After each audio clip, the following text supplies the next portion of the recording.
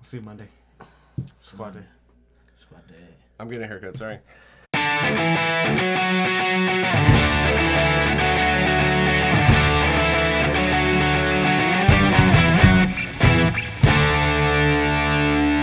Welcome, nerds and nerdettes. You are gifted with the best. This is Between Nerds Podcast. My name is Drew Philip Elias. I am the co-host, and I'm here with my other co-host, Mr. Aldo Mendez. What's up, buddy? Hey, man. We also have Roby over here. We have Mr. Roby Quintela, friend of the podcast, here. Been sitting with us, waiting for us to get our shit together for almost an hour and a half now. We are recording our audio over a video format. This is the third week in a row. I discussed with Aldo him tapping the table while recording. Yeah. And he said he's going to keep doing it. I will keep doing it. As long as it doesn't mess with the audio, it's cool. I know the first one was really hard, and that's why you were like, yo, stop it. Yeah. But like, at the end, I was just doing this. I only bring it up because the clip you shared on our Instagram and our TikTok's hilarious. We've been getting good feedback off this. You were getting angry at me because you're like, just do it. But I didn't say anything. I didn't say anything though. No. Like in the act, I was like, all week you were just like, just do it. I'm like, dude, I'm trying to watch it. Look for something funny. Oh, when I was bugging you to produce the clip. Yeah. Well, I didn't realize you were gonna fuck with it. I honestly, I thought you were just gonna crop out the first 30 seconds and upload it as a video. No, fuck no. Anyways. I wouldn't do that to our nerds. Love you, nerds. Anyways, Video and audio. the beginning of this podcast, I do want to go over our housekeeping notes. Please, for the month of what month are we in? March. Right For the now. month of March, please use hashtag Nerds for Refugees in an original tweet, Instagram post, or YouTube comment to be entered into our March giveaway. We will get you some cool, tailor-made nerd stuff that is fitted for your likes. And for every like and retweet, we will be donating to the Hope Border Institute of Ciudad Juarez, El Paso, and Las Cruces. Do we have anything to say about this? I guess we should, just to be honest. For But in anybody, goodwill. for anybody that actually listens, in the very episode that we were discussing this new hashtag, me and Aldo said we didn't want to do any faith-based institutions because We're not about that. we're not about that, and which is why we chose the Hope Border Institute. But apparently, it's a faith-based organization. Correct. But they're still doing good work. They're doing. I never said they weren't doing good work. And we're not dicks, and we're gonna pull the donation. Absolutely not. Fuck no. Because honestly, like the people of Hope Border Institute have already been very proactive on Twitter. Absolutely. They retweeted us. They retweeted quote. They quoted the tweet on their retweet. So crazy. They're lit. Yeah. So And they got a couple likes on their tweets. So yep. thank you. So Hope Border Institute, and that was another thing. Like, I'm glad Ukraine's still a country. 2 weeks later, I don't know if it will still be a country 3 weeks from now. Did you hear Fucko Rubio was like tweeting he released out his location? Yeah.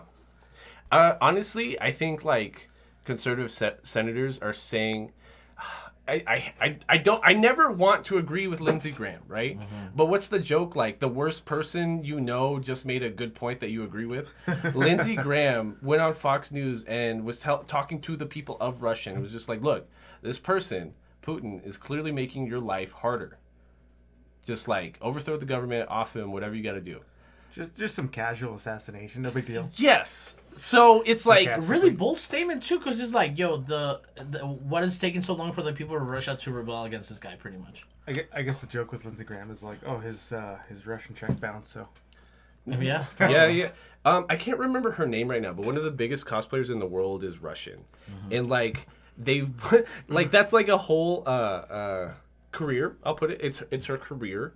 The social media is blocked in Russia now. She doesn't have a career anymore. Russia invades Ukraine and like she loses everything. That's hilarious and sad at the same time. Bro, damn. Yeah, I don't know, man. I don't know. I really hope some spy shit is going on because there is no way we can go into war. I think I don't think at any point we're going to be in open war with Russia or China. I agree. But I think what I'm most afraid of is China trying some shit with Taiwan at the exact same time. Because Friday, the Kremlin was putting out public statements saying that they don't give a shit about our sanctions anymore because the Chinese government's got their backs. And they're going to do a lot more trading between the two. and that's scary. Because like the issue with inflated car prices right now is already that China isn't exporting enough of the chips, right? And it could get worse if they want to be more buddy with Russia. I don't know anymore. But I'm not. It's not my job to think about that. My job is to talk about anime. Is to talk about fucking anime. Okay. So there we go. Cool segue. I'm a professional content creator. not a army. Stop. We're done. So, Roby is here, as always, to talk about YuYu Hakusho with us. This is his third visit. Woo. We are here to discuss season 3 of YuYu Hakusho. Do we know what this saga is called? The Chapter Black Saga. Chapter fucking black. Roby, for the third time, what is YuYu Hakusho? Second chances, third chances, fourth chances, so on and so forth. We finished the last season with the end of the Dark Tournament. We're now with the Chapter Black Saga. There's peace, sort of. For the time being. Right. So Chapter Black Saga is... what is it? It starts off with Yusuke being real angsty. There's nothing to do. I think he even makes like... So I sit back while I was watching Yu Yu Hakusho. And I'm like, what is this season 3 of Yu Yu Hakusho trying to deliver? Mm-hmm. And I asked my question all the way to the end of the anime. And I feel like what they were trying to get across, they did, but not in the most efficient way. So, I love Yoshihiro Tagashi. Like, don't get me wrong. Like, wrote Yu Yu Hakusho, wrote Hunter x Hunter. He's a gift to the manga industry as a whole, right? Hope he's doing better. Hope he's in good health. I hope he's in good health. Yes. But I think with the Chapter Black Saga, I wasn't living at the time, or I was living at the time, but I wasn't paying attention at the time. The Chapter Black Saga feels like Yu Yu Hakusho had almost gotten too big to fail at a certain point. Almost like he didn't want to keep going and didn't have any new or fresh ideas, but had to because of the popularity of Yu Yu Hakusho at the time. Like the Dark Tournament Saga is like a 9, 10 out of 10. You know what I mean? That shit's classic, like 90s shonen goodness. The Chapter Black Saga feel like it hurts my feelings almost because it like cheapens the Dark Tournament Saga. I don't disagree with that completely. I do have to argue partially that it is... I mean, we have to remember they're all like teenagers, young teenagers. It's a bit of a coming-of-age story. But yeah, no, you're exactly right. Like the Dark Tournament was so good and it was so well written and so well animated. Like everything about it was just great. You know what? For and I talked about it. I talked about this like on the past seasons that we watched. Animation, really good. Character design, really good, especially when it comes to the main group's outfits and stuff like that. It's really fresh, bro. And I feel like in this season, it diluted itself into like shitty animation. Like it started off really good, and it just became this cheap. Like the character design on our main bad guy, what's his name? Shinobu. Like I did not like the character design on that. You know, like at the end, especially his like 2 transformations. I thought it was horrible. Oh, the armor. Yes. Yeah. Terrible. I think they saved their budget for the final fight animations, which amazing. That was actually my favorite of the entire series. Yeah, the fight, but like the character design at the end, it was kind of like cheap. It was crazy. So basically, the Chapter Black Saga is about the ex-spirit detective Shinobu Sensui is going to open a portal to the demon world that will let A-class and S-class demons out, and they're basically going to destroy the living world. And we talked about this last season, right? Like one of the main reasons of the tournament was because they needed funding for like to make the tunnel, right? Yeah, that was the what's it say? It's the rich guy from that was supporting Sakyo, who was supporting the Togoros. Thank you. Who actually comes up more later in season 3 too. Does he? Yeah. It's not the same fucking issue. No, it's the same thing, but he like inspired pretty much Sensui to do this. Right. So so I'm describing classes of demons now, right? And that's what like annoys me about how much I like the Dark Tournament Saga. Because what's cool about the Dark Tournament Saga is we were led to believe that this very average 16-year-old is now facing like the strongest demon in the world, right? They say that several times. The strongest demon. All of a sudden, Chapter Black Saga starts. No, he was a B-class demon. There's like 2 classes of demons above him. That cheapens everything I just saw. And that's what makes me it starts getting like this Dragon Ball effect.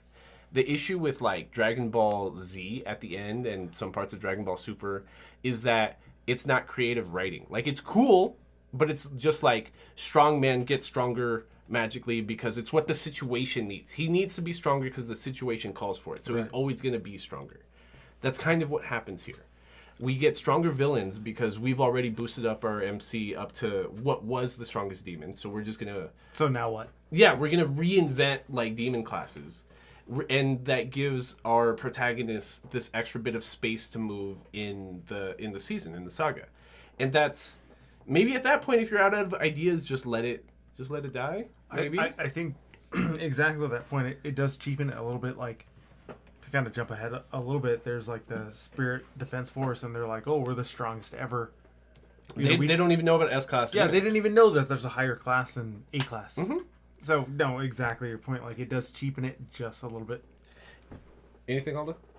Yes, I feel like that, to your point, that being like power scaling and stuff like that, not only that, but they treat it as almost like a video game getaway.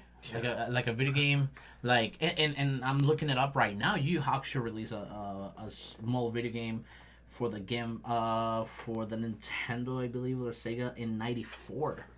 You know, so it just feels like they're setting that up like your regular Pokemon, but Pokemon has a you know, we knew it was gonna be like a battle-based card game kind of thing.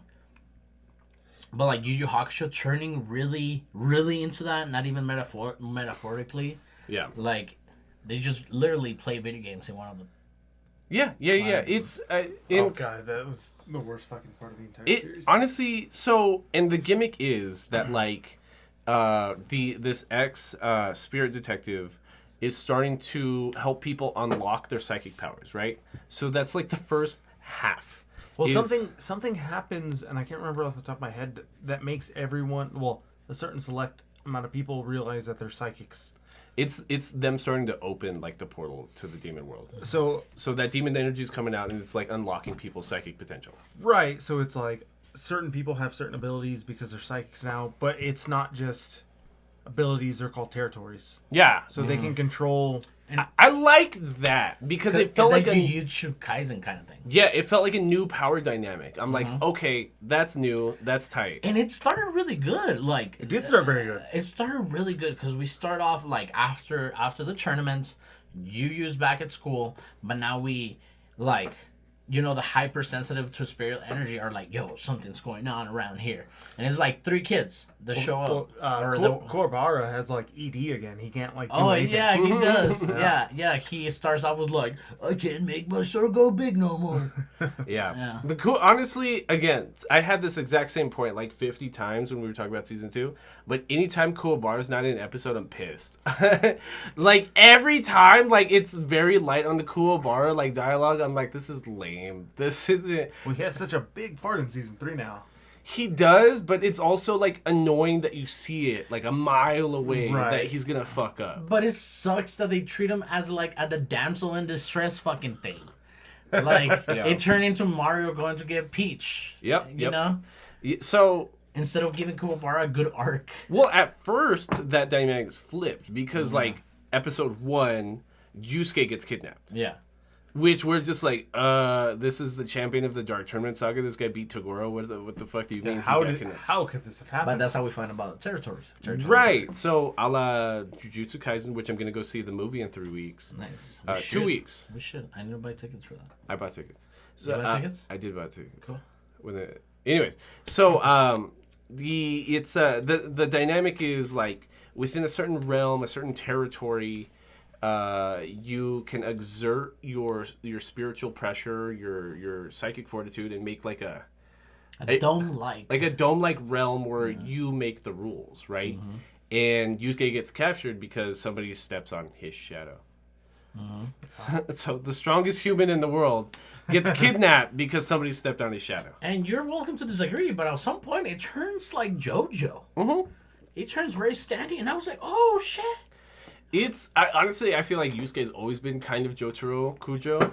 Yeah, because he's an asshole. Yeah, like his He's like the assholeness, lovable dumbass. his assholeness connects to his demon self. I don't mind the lovable dumbass, the angry asshole is dumbass thing, but like I think what upsets me most about his personality is how like fucking ADD he is. Like he can't sit down and focus on one fucking goal. Like he just has to be out there fighting or detectiving. Like he can't just fucking sit there and be in school, and that's infuriating. There's like one line where he's like, "Oh, well, I already thought Tagoro was the strongest ever. Now what?" He's depressed because he doesn't, because this narrative wrote him as the strongest person, and now he's stuck because he has nobody who's his equal.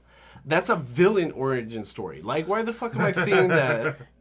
And good point that you brought that up, because it almost reminded me of like a villain origin story, like a storytelling like of like Demon Slayer. Yeah. You know what I'm saying? And I'm looking at YuYu and I'm like, I think what's starting to get me, especially by the chapter Black Saga, is that Yusuke reminds me too much of Goku. You know what I mean? Like, he will throw away the ability to win a fight because he wants to win a one-on-one fair fight and prove that he's the strongest person in the universe. That's exactly what Goku did in the Cell Saga and Dragon Ball Z, right? Here's a sensu bean. Yeah. Heal yourself, because I want to fight you one-on-one and, like, prove my strength. That's that's who Yusuke is by Season 3. He's the Dark Tournament champion. He beat the strongest demon in the world. And he's just like, well, now I have nothing else. And he's pissed about it. And that's what's frustrating for me. Like, how much did people hate that when they saw that in Dragon Ball Z? And I have to compare the two because they were coming out at the same time. Yes, and I was going to say, I mean, it is a good point because, I mean, I never saw fucking YuYu Hakusho coming out, like, live, you know? But, like, to the fans, I believe that was aggravating. Because YuYu Hakusho... Oh, I was talking about Dragon Ball Z. Yeah. Oh, okay. What YuYu Hakusho has in difference with Dragon Ball Z is the dynamic as far as, like, you know, it's put in a high school setting of a real world, like, thing where, like, Dragon Ball is, like, alien monkey guys going to big, you know, go do big booms and defeat everybody. The storytelling when Yu Yu Hakusho comes in, it is more rewarding to me because the character development is there. Towards in Goku, character development happened in Dragon Ball. Well, what also hurt my feelings about this is now that Yusuke just wants to be stronger and bigger and stronger and stronger and stronger, is it, like, I can't help but compare Yu Hakusho and Hunter x Hunter, right? And the best part about Hunter x Hunter is how innovative the power system is. Like, there's literally fights with somebody being like, I have the strongest spiritual pressure in the world. I'm just going to make bigger blasts, punch you harder than you can me, and that's why I'm going to win. But, like, the way Nen is wrote out, the way the power system is wrote out, is that you can... It's about the creativity that you do with your power more than it is, like, the actual output. Like, somebody could... Like the Green Lanterns. Yeah. Somebody could, like, curse themselves... to make a contract with their own Nen, with their own spiritual pressure, that, like, if they break that contract, they die, but they have created a power that is specifically meant to counter you and only you. So you could be the strongest person in the world if that contract, that willpower they made with themselves is greater than, like, your own spiritual pressure, then they're going to beat you. And... it's almost like the fruits from One Piece. Right, I was gonna bring that up too. Thank you. Well, hold on. Let me finish my Hunter x Hunter point, and then we'll go to Okay. So like with Hunter x Hunter, one of the strongest, scariest characters, his power is bubblegum. Like, he has the power to make anything adhesive. He uses his spiritual pressure to turn he manifests his spiritual pressure as literal bubblegum. Like, it's sticky, it molds, it melds. He can reattach limbs. He can restart his fucking heartbeat. He can, like, attach people on the ceiling. It's terrifying, the shit he does. And that's why it's like One Piece, because One Piece is... You started One Piece recently, Roby. Like, his power is fucking rubber. The joke is that he's a rubber boy. And it's it's always treated in episode 1 that it's a detriment that he got this devil fruit. That he accidentally ate this devil fruit as a child. Because, like, that hurts you. It gives you worse power output. You can't swim now. And it's like effectively useless. But it's about, like, the innovativeness in the writing that makes it good. I don't see that in Yu Yu Hakusho. But I know that the author can do this because he did that in Hunter x Hunter. But I don't see it yet in Yu Yu Hakusho. It's just like, how can I be bigger, stronger demon or spiritual fighter? That's what it is at the end of the day. Which I don't hate it, which like Aldo's saying, I thought that was what was cool about, like, now we have like Jujutsu Kaisen-esque effects with like psychics and stuff like that. And if there was any taste of that coming in, was at the beginning part where we're talking about like the what is it, the areas that they get in the territories. Yeah, like that's where we start seeing that, because like I was saying, like it starts turning Joyo-ish, and I'm like, oh fuck, like it gives you it hooked me at the beginning, but then nothing happens after that. like it started so But good. I really like the 3 students, like that kind of puzzly thing that they had going on. It was nice. Honestly, I really enjoyed I hated it until Genkai showed up. Right, so the whole premise is like Yusuke's fiending for like an attack or just something to like prove his strength, right? So somebody captures him, they leave a little note, and so Kurama and Hiei backs out because he doesn't give a shit. Kurama, Kobara, and Botan, who I have things to say about this season, all go to this house to like save Yusuke.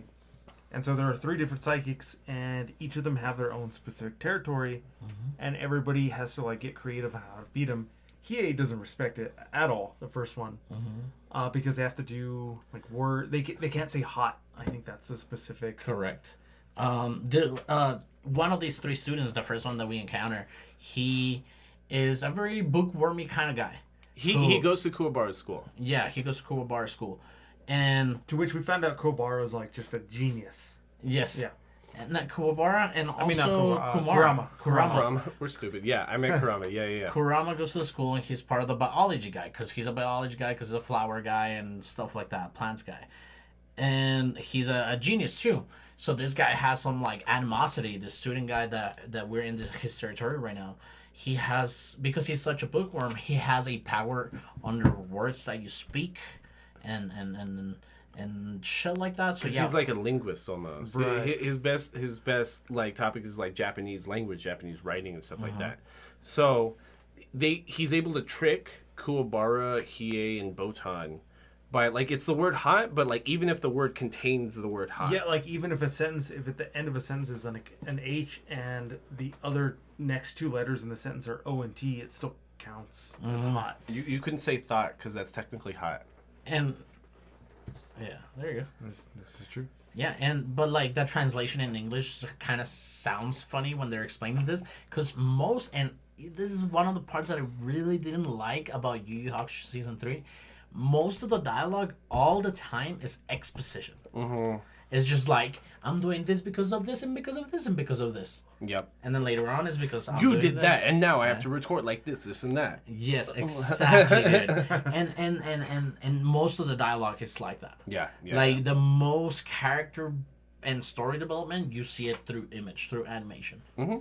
And there's also like I get how it was hard to translate or to localize like the next bit in that fight with that genius, because the game changes between said language genius and Kurama, where they start eliminating letters. But what they're doing actually on screen is they're eliminating like Japanese Like kanji phrases, sounds. I bet it sounds way better in kanji. It's because Japanese. Japanese just has like 20 sounds, right? Not necessarily letters. Where like in like Greco-Roman speech, combination of 2. Yeah, different letters together make different sounds. In Japanese, it's always these 20 sounds, always, right? So in the anime, what they're actually doing is they're eliminating like a sound, like a consonant. But because when they're localizing it, they have to say that they're eliminating letters, which kind of doesn't make sense because the idea is you're still speaking, but you can't use A because A was just eliminated, and all the previous ones before that. Like, what's that stupid language you used as a kid? Pig Latin. Yeah, Pig Latin. Yeah, I never knew how to speak Pig Latin. I can barely speak English. Me neither. I don't get Pig Latin at all. I know how to talk in Efe, like in Spanish. What? Yeah, like say, casa would be, oh wait, hold on, fasa, fasfa, no, fasa would be casa. So it's just like Pig Latin, but for Spanish. Yeah. Oh, okay. Spanish line. Spanish line.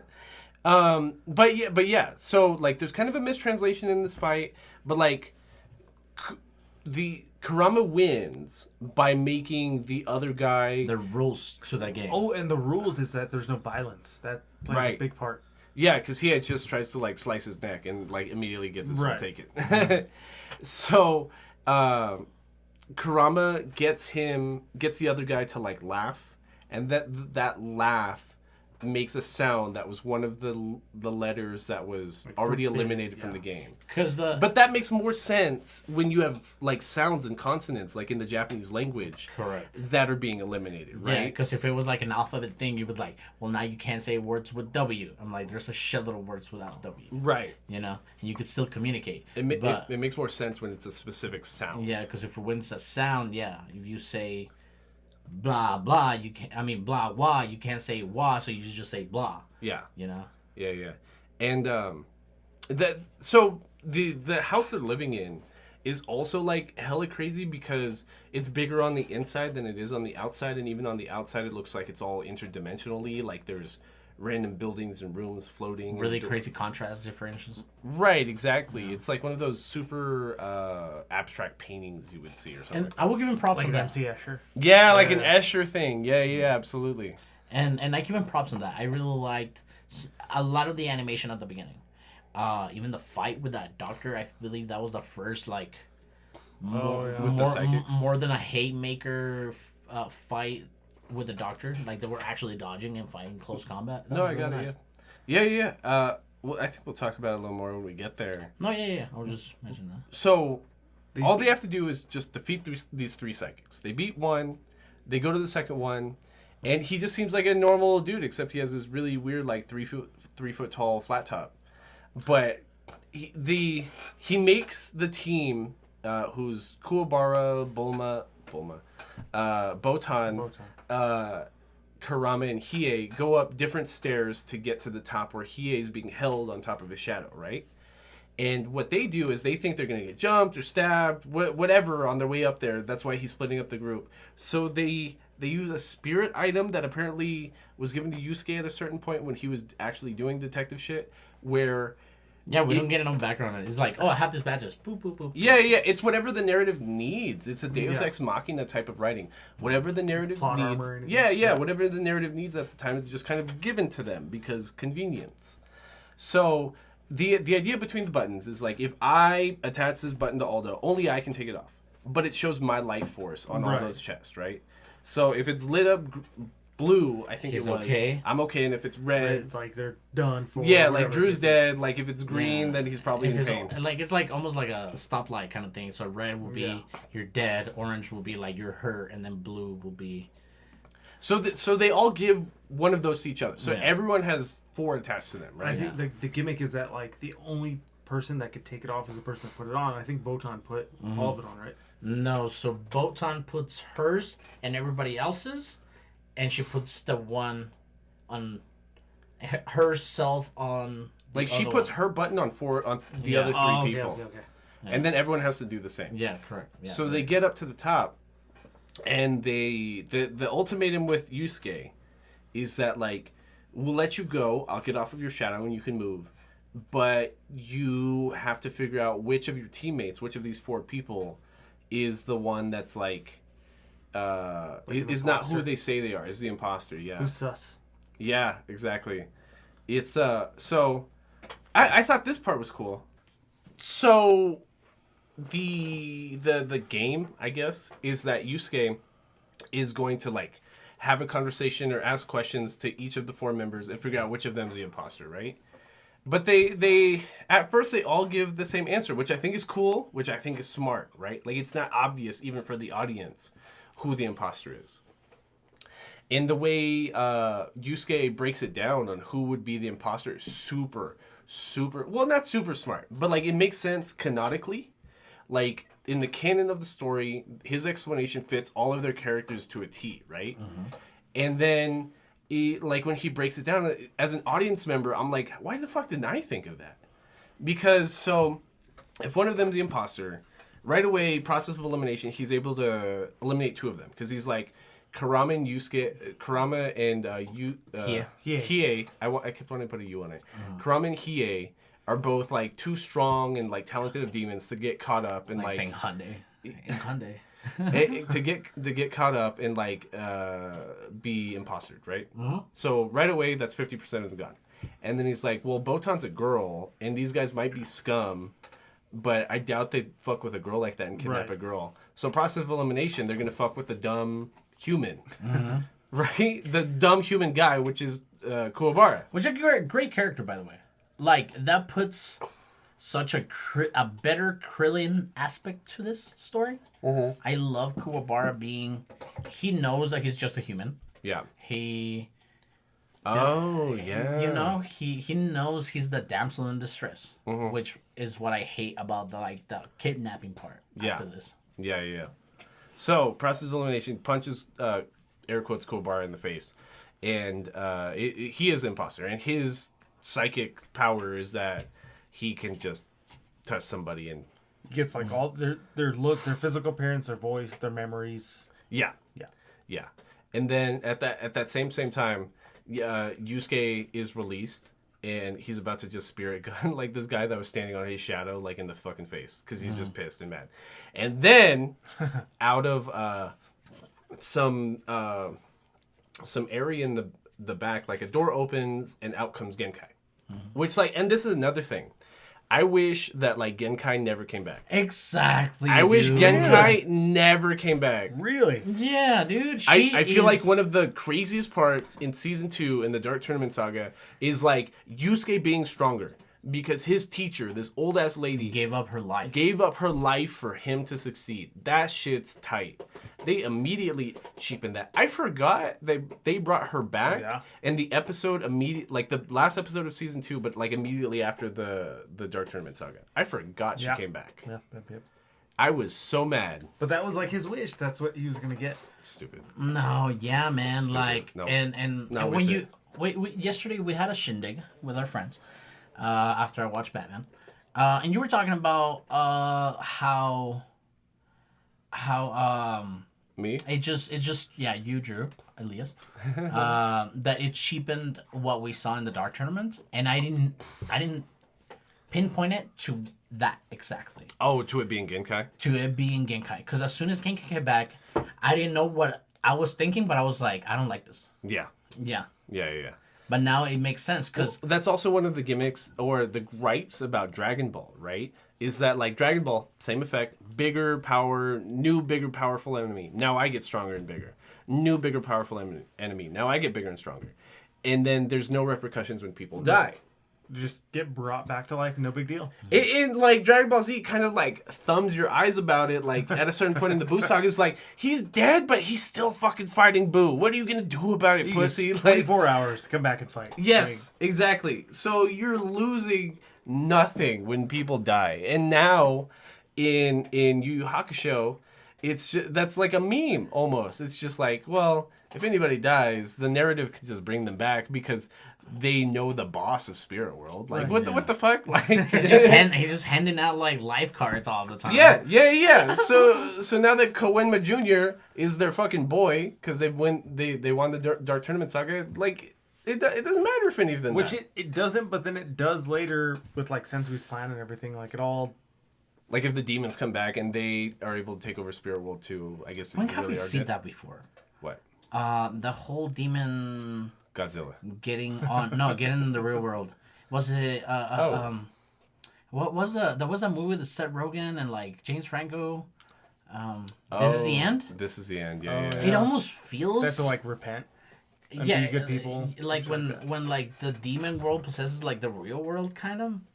It just made me think of that because I was liking that aspect. I thought we were gonna go into like a Walking Dead kind of thing, you know, with like the real world getting that, but it just dragged so hard on that same issue. Yeah.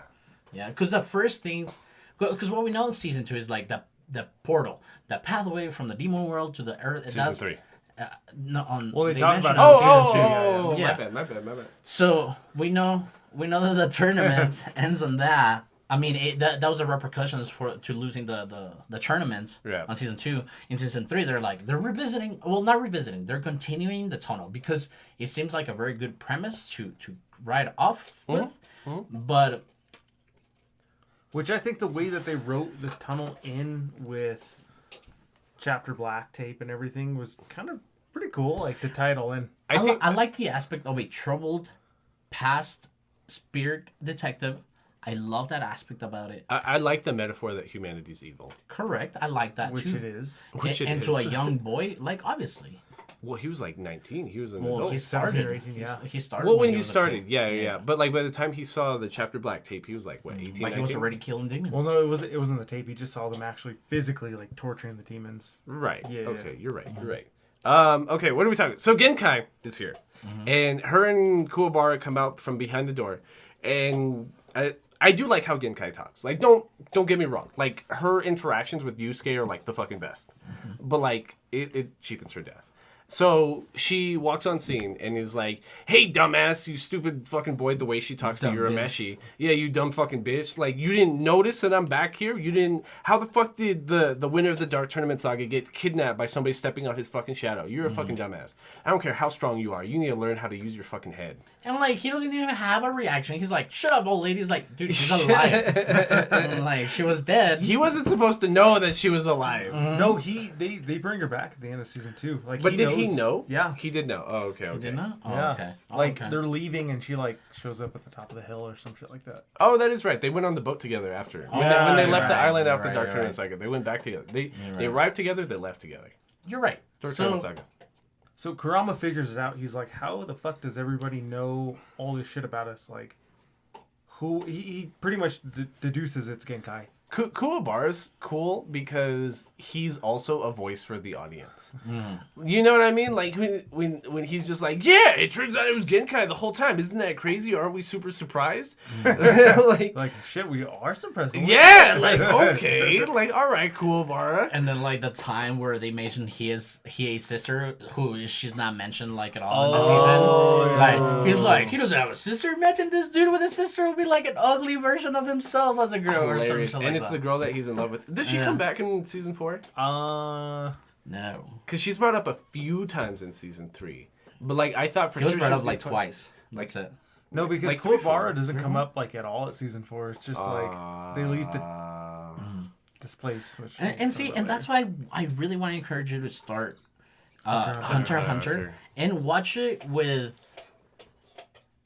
knowing the love that the same creator made your favorite anime. Okay. And watch it like that, and you're gonna see a lot of connections with YuYu Hakusho.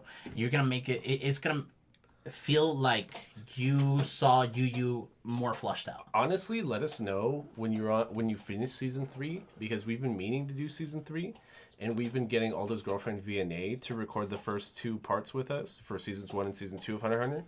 But I guess we can talk about it come May, but maybe we can do part 3 of Hunter x Hunter. Cool. Yeah, I'll start that soon. And it's honestly the second season is like super short. Like the first season is almost like 27, Yeah. and then like the second season is like 14, So like, 17. it might even be a flat 12. Yeah. It might even just be a flat 12, like a normal regular seasoned anime. Cool. I'll check it out. So, what are we talking about? So Genkai is talking about the end of the world. She's like, I found these dumbasses. They've had their powers for like 2-3 weeks already. And it was all a test. And it was all a test. And they've had their powers 2-3 weeks because somebody's opening a portal to Demon World, and that's unlocking everybody's spirit potential to being a psychic. Okay, cool. I'm following you there. Typical shonen stuff. Got it. But the pacing I guess was interesting because this is 28 episodes, right? Something like that. It's like 28, 29 episodes.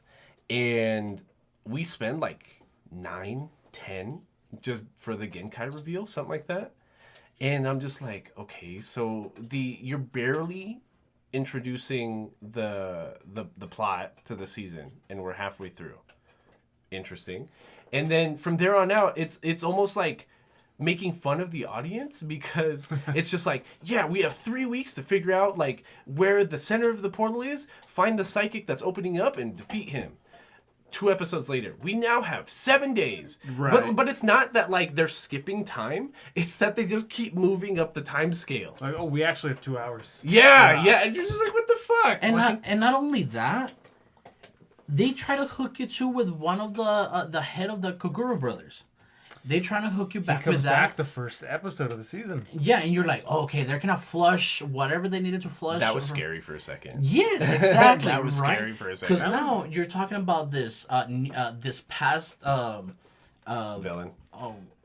this past villain, Shinobu, who was a past spirit detective, Yeah. and and he. They're giving him like the background of it, and shit, I lost my train of thought here. So they walk out. They start seeing that there's these bugs out in the living world. Oh yeah, and that's because of the opening to the realm to the demon world, and that's where Yusuke gets a new spirit device, which is very conveniently a video telephone. So they get to call up Koenma over in the spirit world and be like, hey, what the fuck is going on? And he gives them the lowdown, and this is like what Aldo's bitching about, exposition on exposition on exposition. We get like a full 10 minutes of exposition about how there's a Kakai barrier between the human and living world, and like demons below A class can get through, which is why the Tokuros were able to like survive on this side. That's where it was. And it kind of gives like the background because Yusuke's all angsty, like, oh, there's no nostalgia for me to fight, and they're like, actually, he was only a B class, which, like you said, kind of cheapens the Dark Tournament because he was conveniently the strongest demon because he's the only demon that could like the strongest kind of demon that could survive on this side of the Kakai barrier. And if you guys allow me to finish my point, I just remember what I was talking about. One of the highest points of like the anime for me was this brought up this right back to the Kogoro head. Oh, it was the older Kogoro brother. Yeah, the shape shifting one. Yeah, and him being partnered with this like sociopath past like spirit detective. It was like it felt like a crime movie almost. Well, what's that scene? He washes up after being fucking blasted by Kuwabara at the end of the Dark Tournament saga. Mm-hmm. And he's all cut up, and he's trying to recover, but kind of can't because he can't. There's not enough of his body to regenerate. Right? It's kind of the Wolverine effect, I guess, but like kind of the opposite because like Wolverine can essentially regenerate from almost anything, right? Mm-hmm. So it's the opposite. It's like a more fair Wolverine power. Mm-hmm. Or like Daredevil, something like that. So he gets washed up on the beach. We don't see that it's Sensui at first. It's kind of like this it's unrevealed character. Right. So it's clearly going to be the big bad. We don't know who it is. Finds older Toguro on the beach, grabs him, sticks him inside of like a water tank, a water aquarium. It's like a fish. And it's just his head, and they're just leaving him there. But Shinobu. That's right there. Yeah, well, what they're showing is like while we're dealing with the psychics in the house that whole time, they keep flashing back to the Toguro. He's just like, "Let me out of here. Are you gonna let me regenerate? Are you on my side?" And the conversation is like, we need more of this psychic power to make the tunnel bigger because apparently this drill works with fucking psychic energy. Yeah. And you're really into like that story, and again, like the character design for Shinobu, like fuck, dude, I hated it because it was like a weird Antonio Banderas kind of want to like look like. I hated him because he just looked like skinny Toguro, but like with Indian stereotypes. Yeah. Oh yeah, he did have that thing which is only for women. So. It's only for married women. Why the fuck does this 20-year-old brown boy have the like gem on his head? They also drop a hard R around here. Do they? I don't even remember. Yeah. Oh, really? Yeah, they do. They drop a hard. I think it was into Kikyo. Jizuru was like, I think spending so much time doing this is making you R-word. R-word. Yeah. Yeah. Not really PC friendly. Yeah. So, but the cool thing with the Toguro brother, or the scary part, is like they introduce him just to like kill him, air quotes, kill him off halfway through. Somebody picks him up out of the water tank and eats him. And you think he's done for. Yeah, like, and I remember being mad then, being like, why introduce him at that point? Like, there is a payoff. It's not a good payoff, but I think it's fucking great. That somebody like as evil as the older Toguro, who's the actual evil brother, like gets his comeuppance almost. Yeah, I think the way that they essentially write him off is like the most metal shit ever. How do they write him off? Oh, we'll get He to gets that. eaten. He gets eaten. Oh, okay, He yeah, can't- I remember. He can't die, and the tree, well, that we'll get into later, like essentially sucks his soul out until he's dead, but he can't die, so it's just eternal suffering. Okay. That's Yeah. cool. JoJo shit. JoJo shit. Yeah, kind of. So from there, we basically go psychic hunting. If all these humans are unlocking psychic potential because of the opening to the demon world, there has to be some in it's like a sub-district of Shibuya or something like that. It starts with an M. Something like that. Yeah. It, Different city. there have to be some that are associated with our still unnamed big bad, who is Sensui. But so we're basically going psychic hunting, and they find somebody inside of a bar. This is like the first cool fight. Come like 11 episodes in that we finally get a cool fight out of Yusuke, which is like it's a mind reader in a bar, and Yusuke kind of just does like, what's the write out for somebody that can read minds? You just think about nothing. He's like, oh, I want to be a professional boxer. I'm going to make money off this. Because I can read my opponent's Right. minds. So Yusuke's just like, I'm going to throw a right hook and stop right before his face. I'm going to throw a right hook and stop right before But he his face. says that out loud, and he thinks it. So like he'll say it like I'm You gonna throw- underestimate my stupidness. Yeah, I will not think about anything. right, and Yeah. that's essentially what happens. Like, but this is what I mean about Yusuke's kind of just like an ADD little kid here. Like he's just like he can't be bothered to just sit still and go to class after almost being killed in the Dark Tournament saga. He has to bitch and moan and try to get into psychic fights every second he can find them. And you know what? I believe that to that point, the dialogue makes it even worse. Yes. Because of like the expositional like dialogue it has all the time. It's like we get it. Yeah. There's literally He wants to fight. He's bored with the human world and wants to fight. I get it. And at the end, we're watching the dub. I have to watch the dub. This is fucking 24 episodes of this shit. Come on, guys. 28. But I'm watching it, and at the end, there's a piece of dialogue where he is actually like, "Don't you get it? It's a running joke." I'm like the don't care guy who is quippy all the time and it's dumb. I'm like, dude, it's like we get it, dog. it feels like Tim Burton Batman almost. Like Dog. you get what I mean? Like The dialogue it's speed racy, yeah. but worse somehow. But like have you ever seen the Speed Racer live action, Roby? No. That shit's tight. It's Really? that shit's tight. Dog, not boosting. You know my taste. Bro. You like, revisited it like the Speed Racer live action 3-hour film. yeah. That shit. 3 hours? Yes, that was the issue at the time. It was too long for a kids movie and too adult friendly. That was the issue when it came out. I watched that shit like last year, maybe a year and a half ago. That shit still holds up. Huh. That shit is tight. Huh. Okay. Not gonna lie. Okay. But, hot takes here. In between our, What was I making with this? we're talking you were about- talking about Speed Racer kind of language. yes, and to use character. Right. Yeah. So, ass writing. But our big thing is, so when he's fighting the psyche in the bar, to Aldo's point, like, I get that the guy's reading his mind, so it's all exposition, right? If you're showing the guy's reading your mind. But it's even more obnoxious because it's coming from Yusuke Urameshi. It's like, I'm gonna throw a punch and stop right in front of your face, and then throw a sub punch, and then punch you in the gut. I don't know what I'm gonna throw. Yeah, That's I how don't know. much, yeah. And like, I do like that excuse me, my dog just sneezed. That's okay. We like that. I guess the cool part is that I guess the payoff from the Dark Tournament saga is what's her face, the old lady? Genkai is kind of like talking in the background, watching the fight happen, talking him up. where all these new psychics are now our friends because they were following Genkai. And they're like, oh, can he do it? Can he beat somebody that can read his mind? And she's like, you boys need to shut the fuck up. This is the winner of the Dark Tournament Saga. Yeah. Like, you can learn something from watching this fight. Just sit down and shut up. Which I'm like, okay, thank you. Like, that makes sense. Like, I spent almost 30 episodes watching the Dark Tournament Saga, like, expecting a payoff. And, like, the only thing I get is a piece of dialogue discussing how we can't underestimate our protagonist. And then again, like, those when she's talking high about him, when she's trying to talk him up, one piece of the dialogue is like, I didn't lose my life to give it to some fool who was going to lose to the psychic. And I was like, yeah, dude, you should be dead right now. Come on. It's like, but you're back. That point, yeah, you're right. But that point would have meant a lot more if she were still dead. Yeah. You know? Which,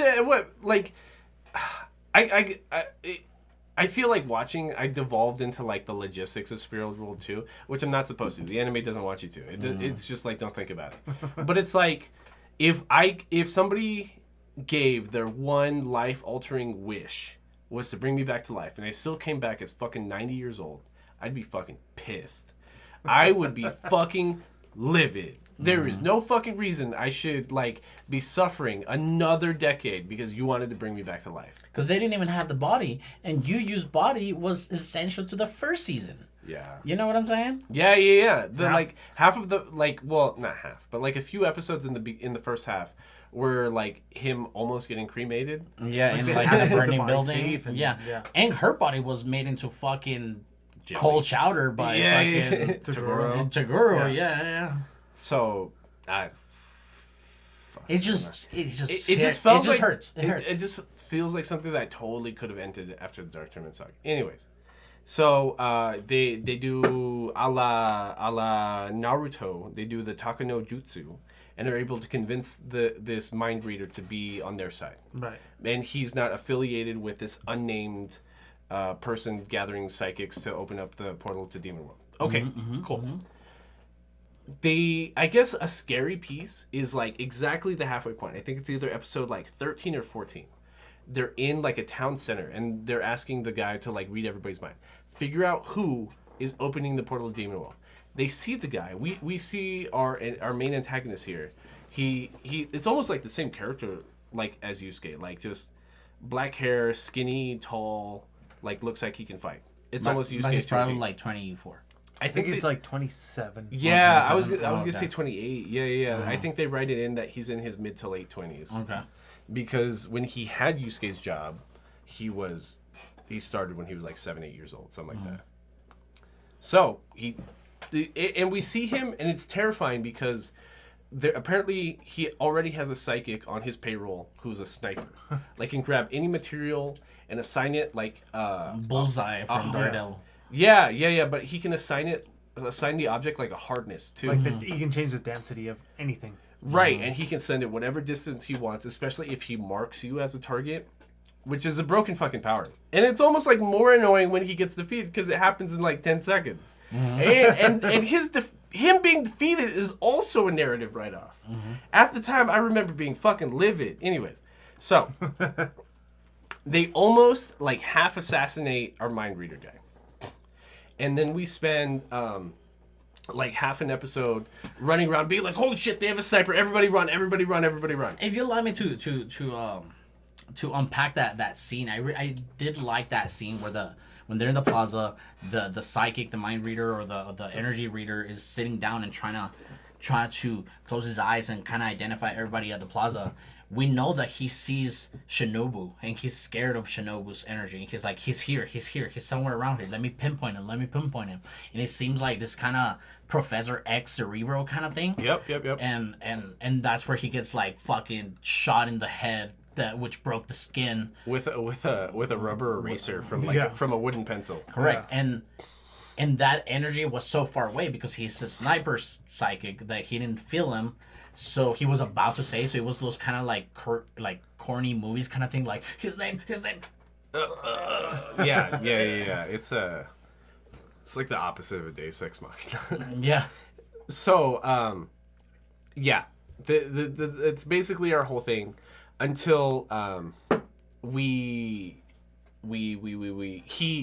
he pinpoints Sensui in the crowd. And he's like, "Oh, that's him. It's him. He. There's 7 of them. There's, I can't even remember what they were, but it was like Seaman, Sniper, Seaman, Sniper, Gourmet, The Doctor, Doctor, Shikigari, the Sniper, Game Master, Game Master, whatever. Which we believe Mitsuki. These are his allies, right? But I hated that but too. I hated that. I hate that there be. So basically, we're looking for 7 allies, right? So we're led to assume that he has 7 high-powered psychics that are helping him open up the portal to Demon World. Mm-hmm. Okay, cool. But what we learn is there's a hospital in a certain location. Well, they took the dude that was hit in the head to the hospital. Yes. Oh my god. Okay, it's kind of cool how like they fill in like plot points. Like it blends. You know what I mean? It's not like just like we got to go to the hospital. Let's go. But so they go to the hospital with our psychic boy who's concussed from getting shot in the head with an eraser, and what there's insects, these demon insects that are flooding in that regular humans can't see, but all of our psychic attuned people can. But the thing that's weird about the hospital is that they're infecting people with a virus. They call it a virus. I don't know. It's like a high-powered neurological fucking infection that turns them green and turns them into zombies. So we're getting a zombie hospital like couple episodes, and I'm like, oh, that's fucking random. So we go to the hospital. So we're at the hospital, and everyone's getting infected with these demon virus bug things and they're turning into zombies. So we know, or our team assumes that one of the psychics is here. Because they heard the name from the guy reading the minds. He figured out all the names, and there's one called the Doctor. Super fucking cheap writing, like hospital doctor. Right. Is Doctor Hospital. Right. And again, the it's not technically Deus Ex Machina, but it's funny that like the narrative just conveniently takes them to the very first villain that they needed to find. And one of the things that hooked me from this part was the fact that it was like, oh, there's 7 of them. There's 7 of them. I was like, okay, we're gonna see, like a monster beatdown kind of thing. Mm-hmm. You know, it's like I like it. Okay, cool. Introduce me to these cool characters you have under your sleeve. Like a villain of the week kind of thing, almost. Mm-hmm. Mm-hmm. Which is kind of not even what it fucking is. Exactly. Yeah. So like villain of the month. Yeah. Not even. Like they don't even fight like 2 or 3 of them. Yeah. So they find the Doctor, or it's what's his face, the psychic that had the shadow manipulation thing. He gets hurt initially, or is feigning being hurt from one of the bugs, and all these doctors are trying to help him.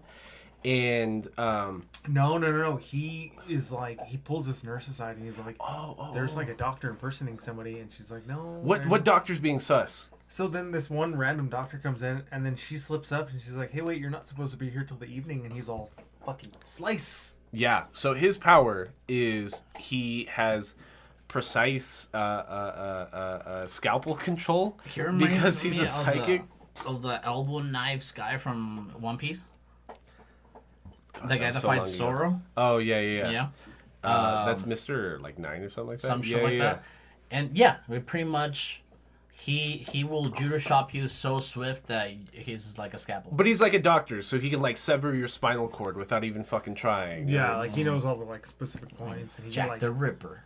Yeah. So like essentially, once the nurse slips up, and our shadow manipulating guy is able to realize that this guy's the psychic that he's looking for, he just kind of like severs like 3 points of his spinal cord real quick, which sounds super, super serious, right? But then he comes back at the end fully healed. So then again, I'm like... It's like you're paralyzed, sort of. For 2 weeks. Because the story needs it. Like, fuck you. Like it let me believe that there's consequences for people's actions. That's fine. Like, that's cool. I'm an adult. And then some writing decisions that don't make sense. Because when they show up to the hospital, like half of the team is like, we'll just stay and watch. And see what happens. So it's only the copy guy psychic that we meet at the beginning is YuYu, and who else in the hospital? Keiko, Genkai. It's Yusuke, Genkai, and the flat top guy. And then later is Kurama comes. Kurama? No, but that was later. Yeah. But like somehow, the Kuwabara sister and Keiko sneak in. Because of Pooh. Yeah, Pooh's Correct. Because guiding them there. they realized that, Pooh felt that Shizuru. Yusuke was in danger. Shizuru Kuwabara. Yeah.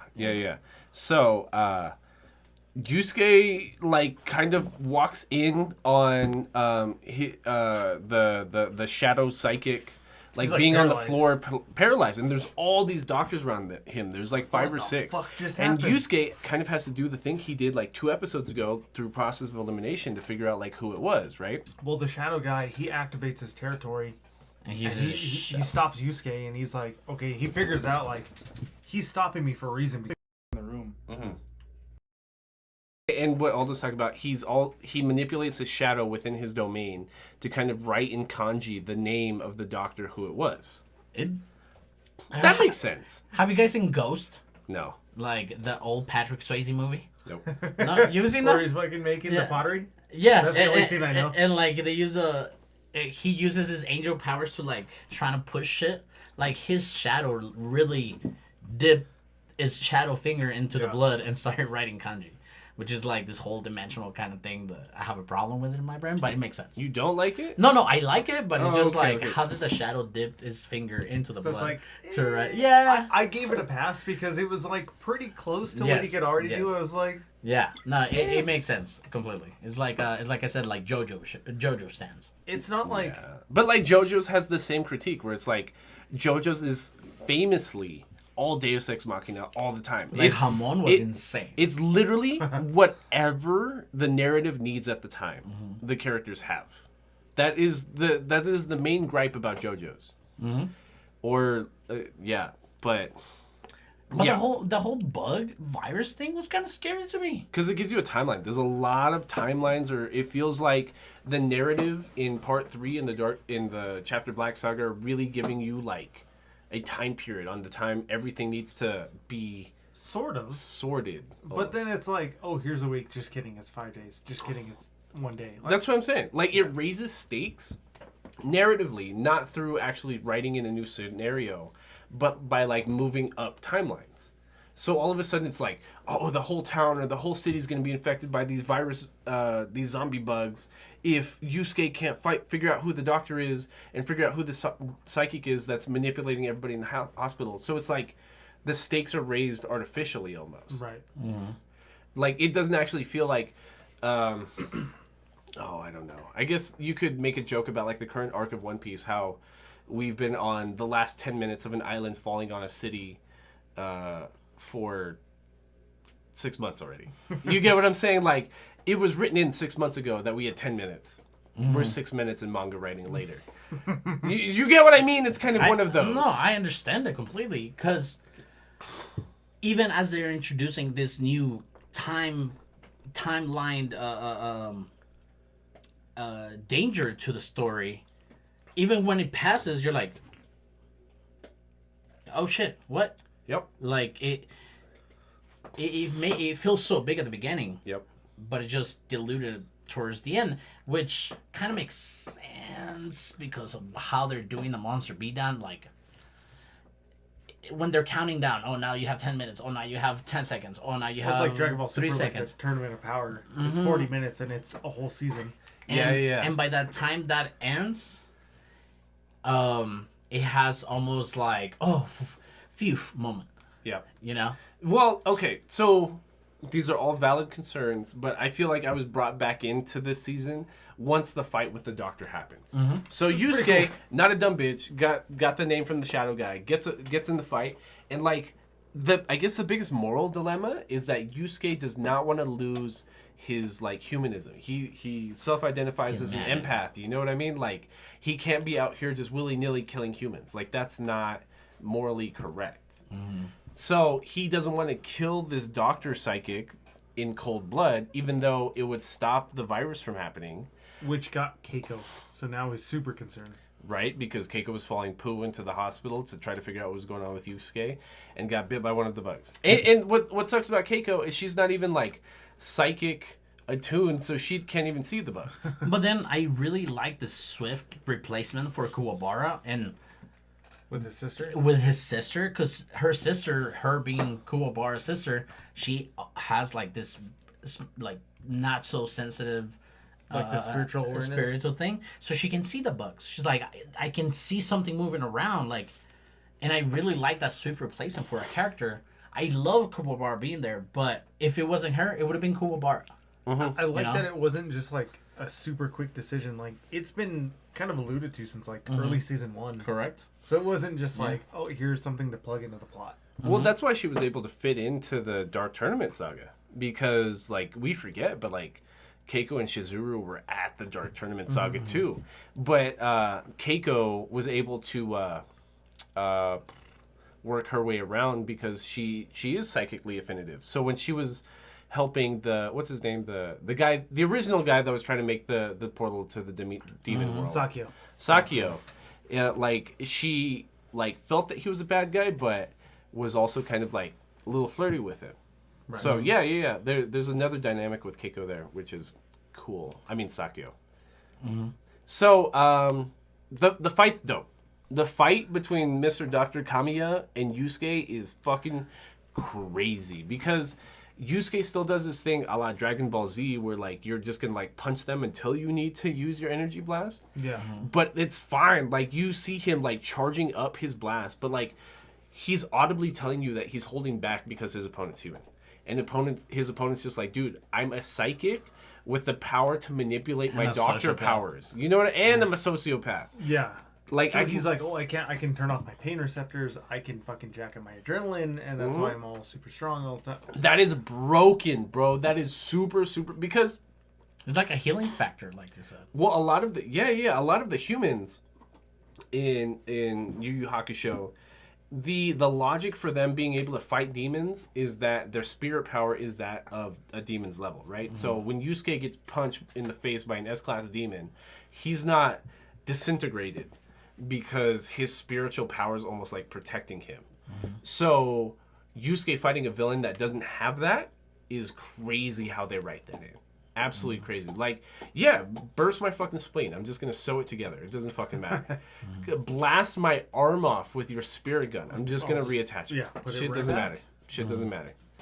That's how do you beat somebody like that outside of killing them? Which is the dilemma at a certain point in the fight, where it's just like, dude, the only way I can kill him is if, like, I fucking blast his head off, but that for sure kills him, and I can't kill somebody because I'm an empath. So then he eventually just knocks him the fuck out. Blasts him in the face, hard enough, knocks him out of the building. He almost dies, but Genkai, realizing the moral dilemma here. Again, another Deus Ex Machina right in. We're not going to sully... Genkai comes in, huh? That's what I'm saying. We're not going to sully Yusuke's moral dilemma because Genkai is going to heal the guy and not let him die. He's also still like 16 at the time. Still. Yes, and... It's almost too convenient how they save it is my point. Right. And dude, honestly, like this whole... When this starts with this moral dilemma... starts with this doctor, it almost sneaks that topic sneaks itself in, like, to a lot of, like, of the plotting in this season a lot. You know? I feel like I never considered it, but all of a sudden it's like a really big dilemma in season 3. Killing a human. Exactly. Yeah. And like I never thought about it. With a toe tie, with a bow tying at the end, it just seems. The reason I'm not so angry about it is because, again, my question was, what is this anime trying to deliver? So it's a villain origin story and also a villain, like, end story. Yeah. You know, and at the end, we'll get to that later, but the send off for our main villain, I did you like it? It's because I didn't like it. It just made sense to what the anime wanted to do. Okay. That's what I'm saying. Like, they closed it at the last 30 seconds of the second to the last episode, but, like... No, I get it. Well, I'll let you... We'll get to that. I'll let you expand further. Kuwabara goes to a concert. So they're trying to, like, save the world, and Kuwabara's like, we're told by Koenma we have, like, 14 days. Right. So Kuwabara's like, you know what? I got tickets to Megalica, specifically. Yeah. Not a write-off. Whatever. You wouldn't give up Metallica tickets in 1995. There's no fucking way. Which I start thinking, like, how the fuck did he afford these tickets?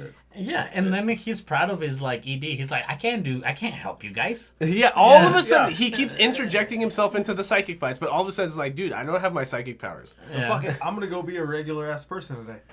So he totally just leaves to go see this concert. Mm-hmm. And Yusuke's like super pissed about it, and he's like, "Well, I'm gonna go to the arcade." And it's written in there somewhere where Genki was like, "Oh, he cares about him so much, he's not gonna go to the arcade. He's gonna go find him." And lo and behold, he's actually fucking around at the arcade. Right. Because Kuwabara does get in some trouble. Yeah. The second psychic finds Kuwabara. It's what's his name? Rain Man? Seaman. Seaman. Seaman. Fuck, that's even worse. Sperm Man. A Sperm Man. Man. So Sperm Man, his power is to bleed on water, and he can make like living beings out of said water. Territorial monsters bullshit. You know who it reminds me of? Fuck, I can't remember what saga of Dragon Ball was this, but when he's like in the cosmic tournament and he fights this fish boy, and the fish boy is like all scrawny, but he can make like this this cube of water, and he's drowning Goku or something like that. I don't even remember. Which arc was this? I think it was. Was it Dragon Ball? I think it was Dragon Ball Z. Was it when he's dead? I think so. Yeah. And he fights like the one guy that looks. He's like a little. No, he doesn't look like Piccolo. He looks like a little scrawny fish boy. In the anime. I don't know if I can find it here. But versus fish boy. I can't think about it. But yeah, it just reminded me of somebody like Waterman from Spider-Man.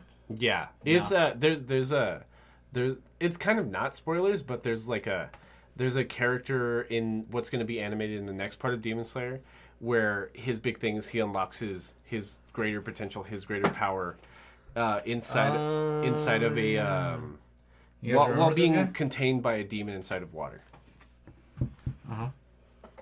Yes. Did you want to bring up what you what you just brought up for our listening only audience? Well, yeah. I just showed Roby the picture of the fish person. Do you remember this? Yeah. Yeah. It's What's his name? Arqua. Arqua. I literally don't remember. Arqua, Dragon Ball Z. Super creative, right? Anyways, so how does that relate to YuYu? So Kuwabara was walking out of the concert, right, with his friends? Out of the concert, and someone's talking to him, and it's that psychic Seaman, and essentially his power is like he creates a territory, and he like cuts a little bit of like skin from his finger, and it bleeds, and it creates these monsters that traps all of his friends. Mm-hmm. That captures all of Kuwabara's friends, which were like the thugs from the school that like Yusuke even used to beat up too. And these like monsters and this entrapment is described as a like multi-dimensional entrapment. Yeah, like really even drives home that dimensional. Yeah, even though we can see these monsters in our dimension, in our like character's dimension, when they trap Kuwabara and his friends, it is described that they are in another dimension. They cannot escape unless the user is knocked out or dead.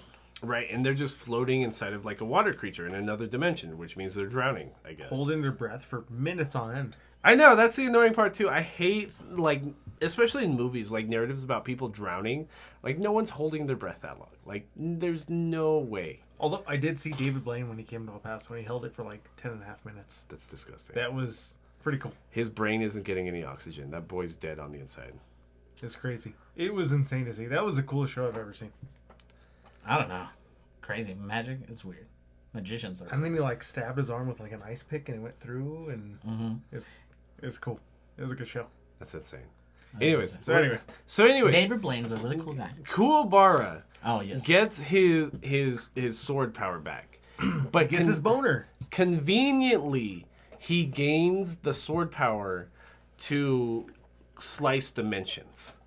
And which is how he breaks him and his friends out of the water body. And there's not even like an animation difference to it. It's just his regular sword, but now it can go through dimension space. I know. I think that's the worst part of it too, because I always expect it to be bigger, a different color, yeah, bro, like a different shape, but it's always just like nameless energy blade. And that's it. Giganto.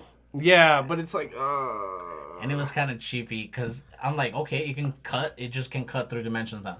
And there's no physical difference, there's no animation difference. And he doesn't even know how he's doing it. Like, in the moments that you should power up something, this is those moments that you should power up something. It's written in, and Genkai explains it as like the way it ties in is like, he's so spiritually aware that months ago his body went into like hibernation. Hibernation to like go through this transformation because his body knew something was going to happen. I'm like, that's so cheap.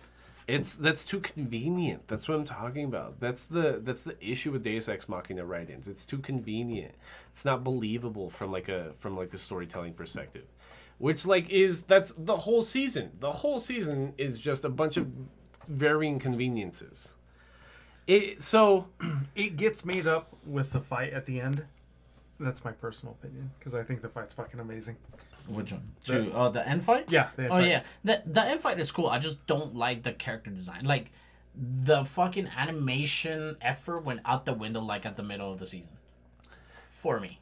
Yeah. Because even after Seaman, we have an encounter with Shinobu where they actually... So basically, Kuwabara saves Seaman, carries him... Because he basically like slices boy through the chest. Yeah. So like he's bleeding out. He carries his 3 friends and Seaman on his back to his apartment to like patch up Seaman and make sure he doesn't bleed out. I really love that he wakes up to YuYu.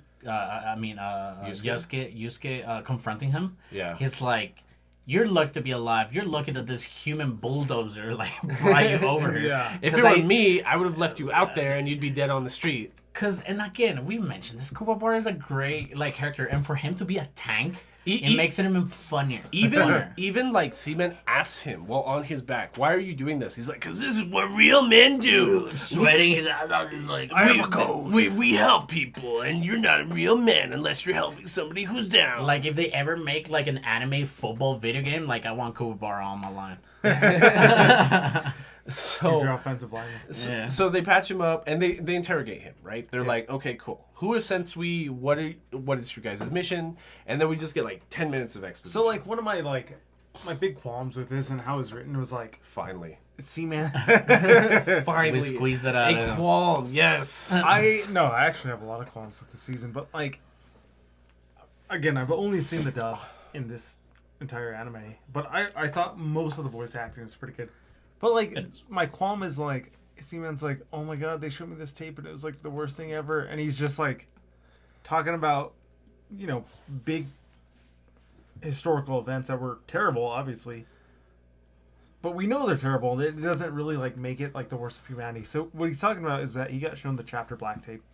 And the Chapter Black tape is, like, this compilation tape of... You're talking about Shinobu's moral concern, right? Yeah, well, why Seaman... Well, it's a physical VHS tape too, which is super annoying. It's like The Ring. Yeah. Which they talk about having like 10,000 hours of footage or some shit. I'm like, VHS the movie. You can't put that, but you can on a magical VHS. Yeah, but then it gets written out too because fucking Quinn was like, oh yeah, it's part of a series. Yeah, that's even worse. Okay, yeah. So there's more of these. Right. So the Chapter Black Saga is a VHS tape that contains 10,000 hours of recorded visual footage of all of humanity's worst deeds. It's like the torture of Nanking, envy, greed. It's like well, not even like that, but like actual deeds. Like so, it's like the rape of Nanking. It's the Holocaust.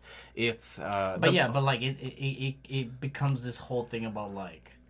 To me, that's what I saw. So but like those deadly sins. I think that's what I'm trying to say. I think a lot of the time, you like the deadly sins thing, and this isn't to cheapen your experience. Like if this sounds mean, that's because I'm saying it wrong, and I'm sorry. I'm stupid. It's okay. It's You're mean to me all the time. I'm not trying to be this time. Is my point. Oh. So I think because you grew up Catholic and you're now disassociated with the church, you associated with that better. It's like you ever heard that term Catholic guilt?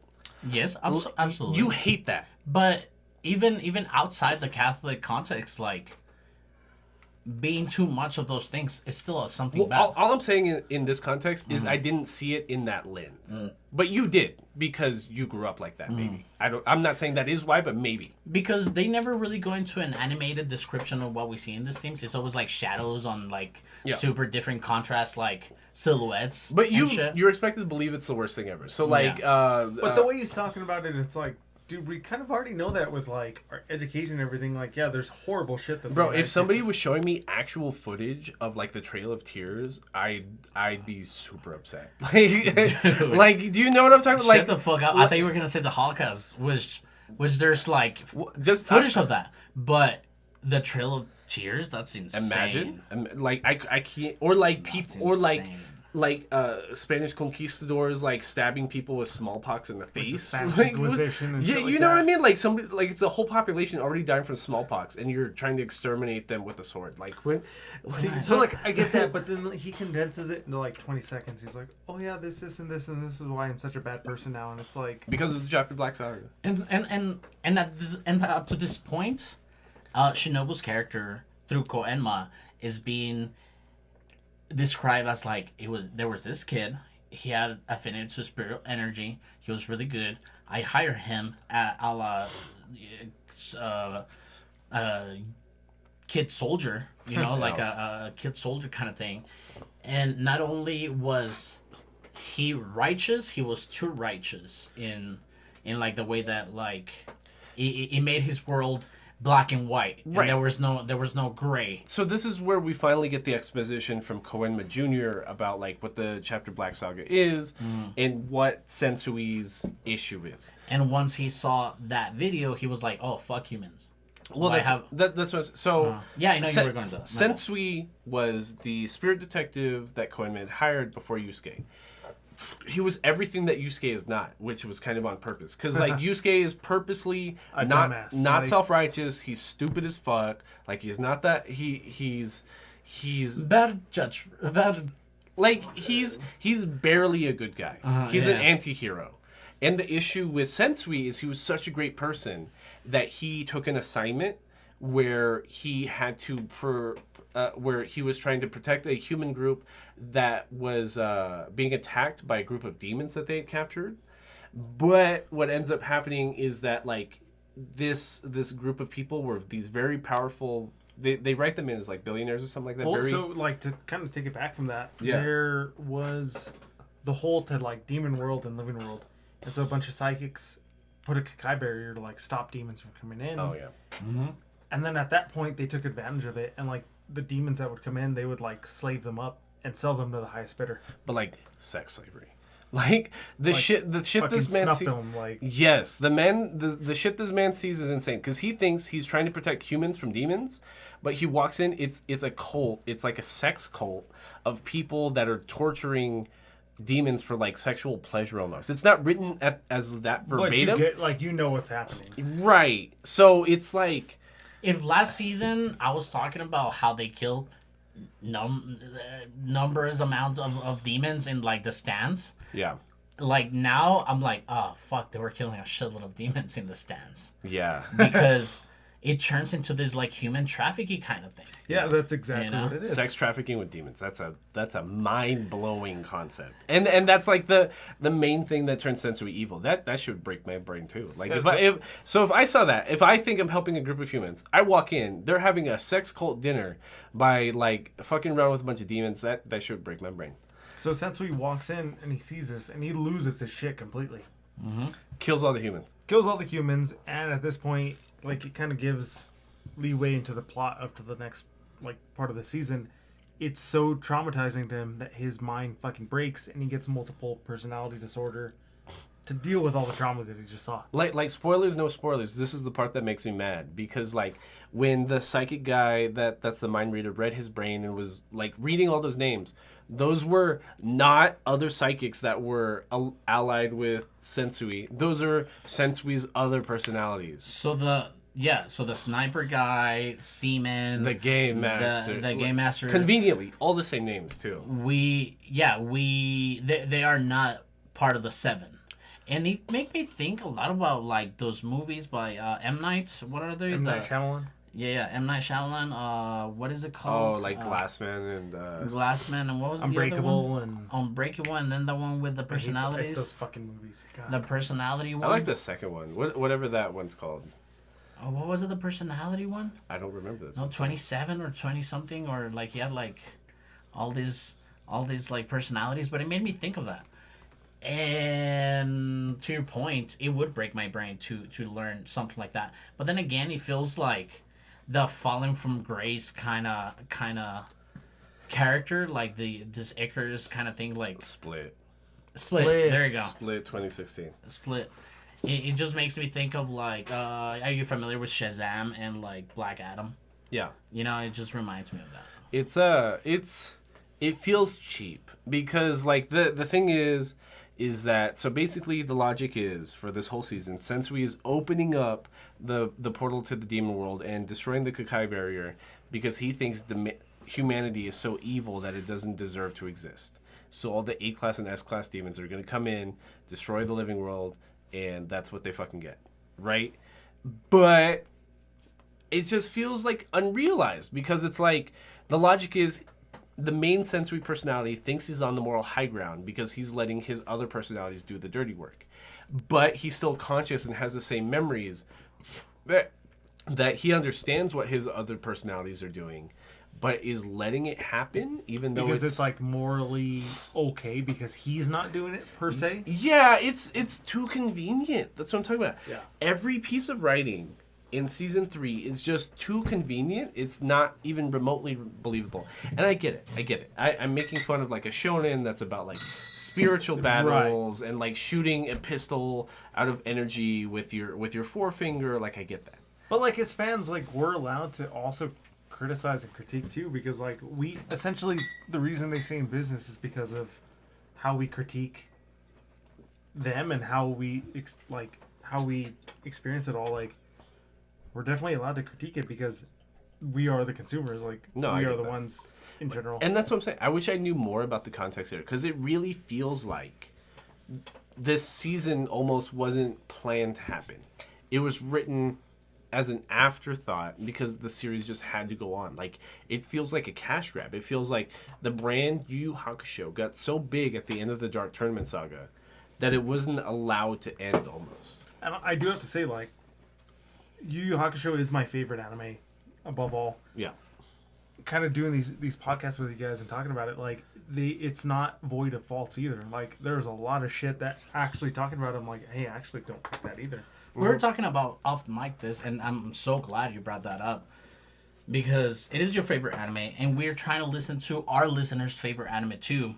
But I love how open-minded that you don't have that separation anxiety with your anime. Yeah, like we've taken suggestions from people before that listen to the podcast that are like active members of the community we're trying to foster, and they like we'll give valid points, and they'll just be like, "Well, it's my favorite anime, so fuck off." Like I get it. Like I'm gonna have my biases. Like yeah, there's some dog shit writing that. I think recognition of biases is like half the battle. Yeah. But it's still my favorite. Like even though there are things that I'm like learning now, I'm like, oh shit, you're actually like hearing it from another perspective. I'm like, that You don't see it. terrible. You don't see it with nostalgia eyes. Yeah, but although to kind of jump ahead, like the fights are still my favorite, and it's so good for me that it's redeeming enough for me. That being said, there are still plenty of faults in the plot and faults in the writing that now I'm starting to listen. I'm like, well, shit, you're right. You're like that is shitty writing. Like that could be better. Yeah. But I think with anybody listening to anime or watching anime, like even if they have their favorite, like it's not perfect. Even it doesn't make it bad. Season not at 3 all. doesn't make it bad.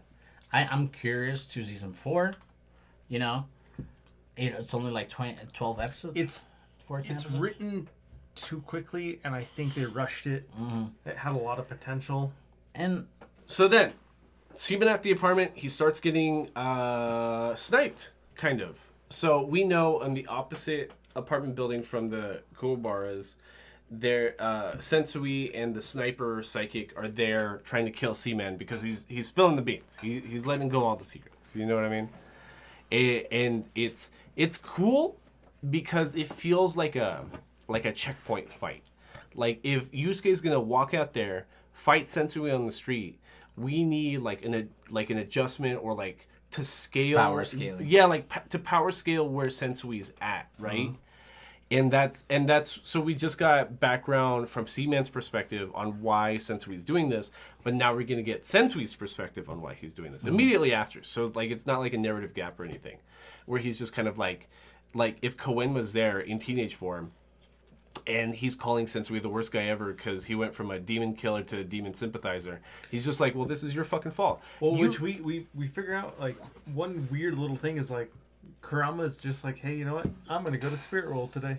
And he just fucking takes a little plane, takes a train ticket, goes to Spirit World, and he's like, hey, Quenma, you're lying to us. Like, you're not telling us something.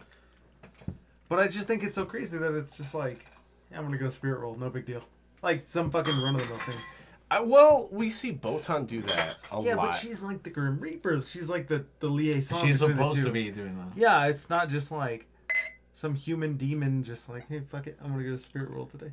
And one of the things, like, for example, for the seaman aspect of the whole thing, like, the reason he turns good and Kuwabara, like, saving him, he has been almost brainwashed by Shinobu, because he's like, you're not supposed to be helping me. It's like, Shinobu said all the humans were bad.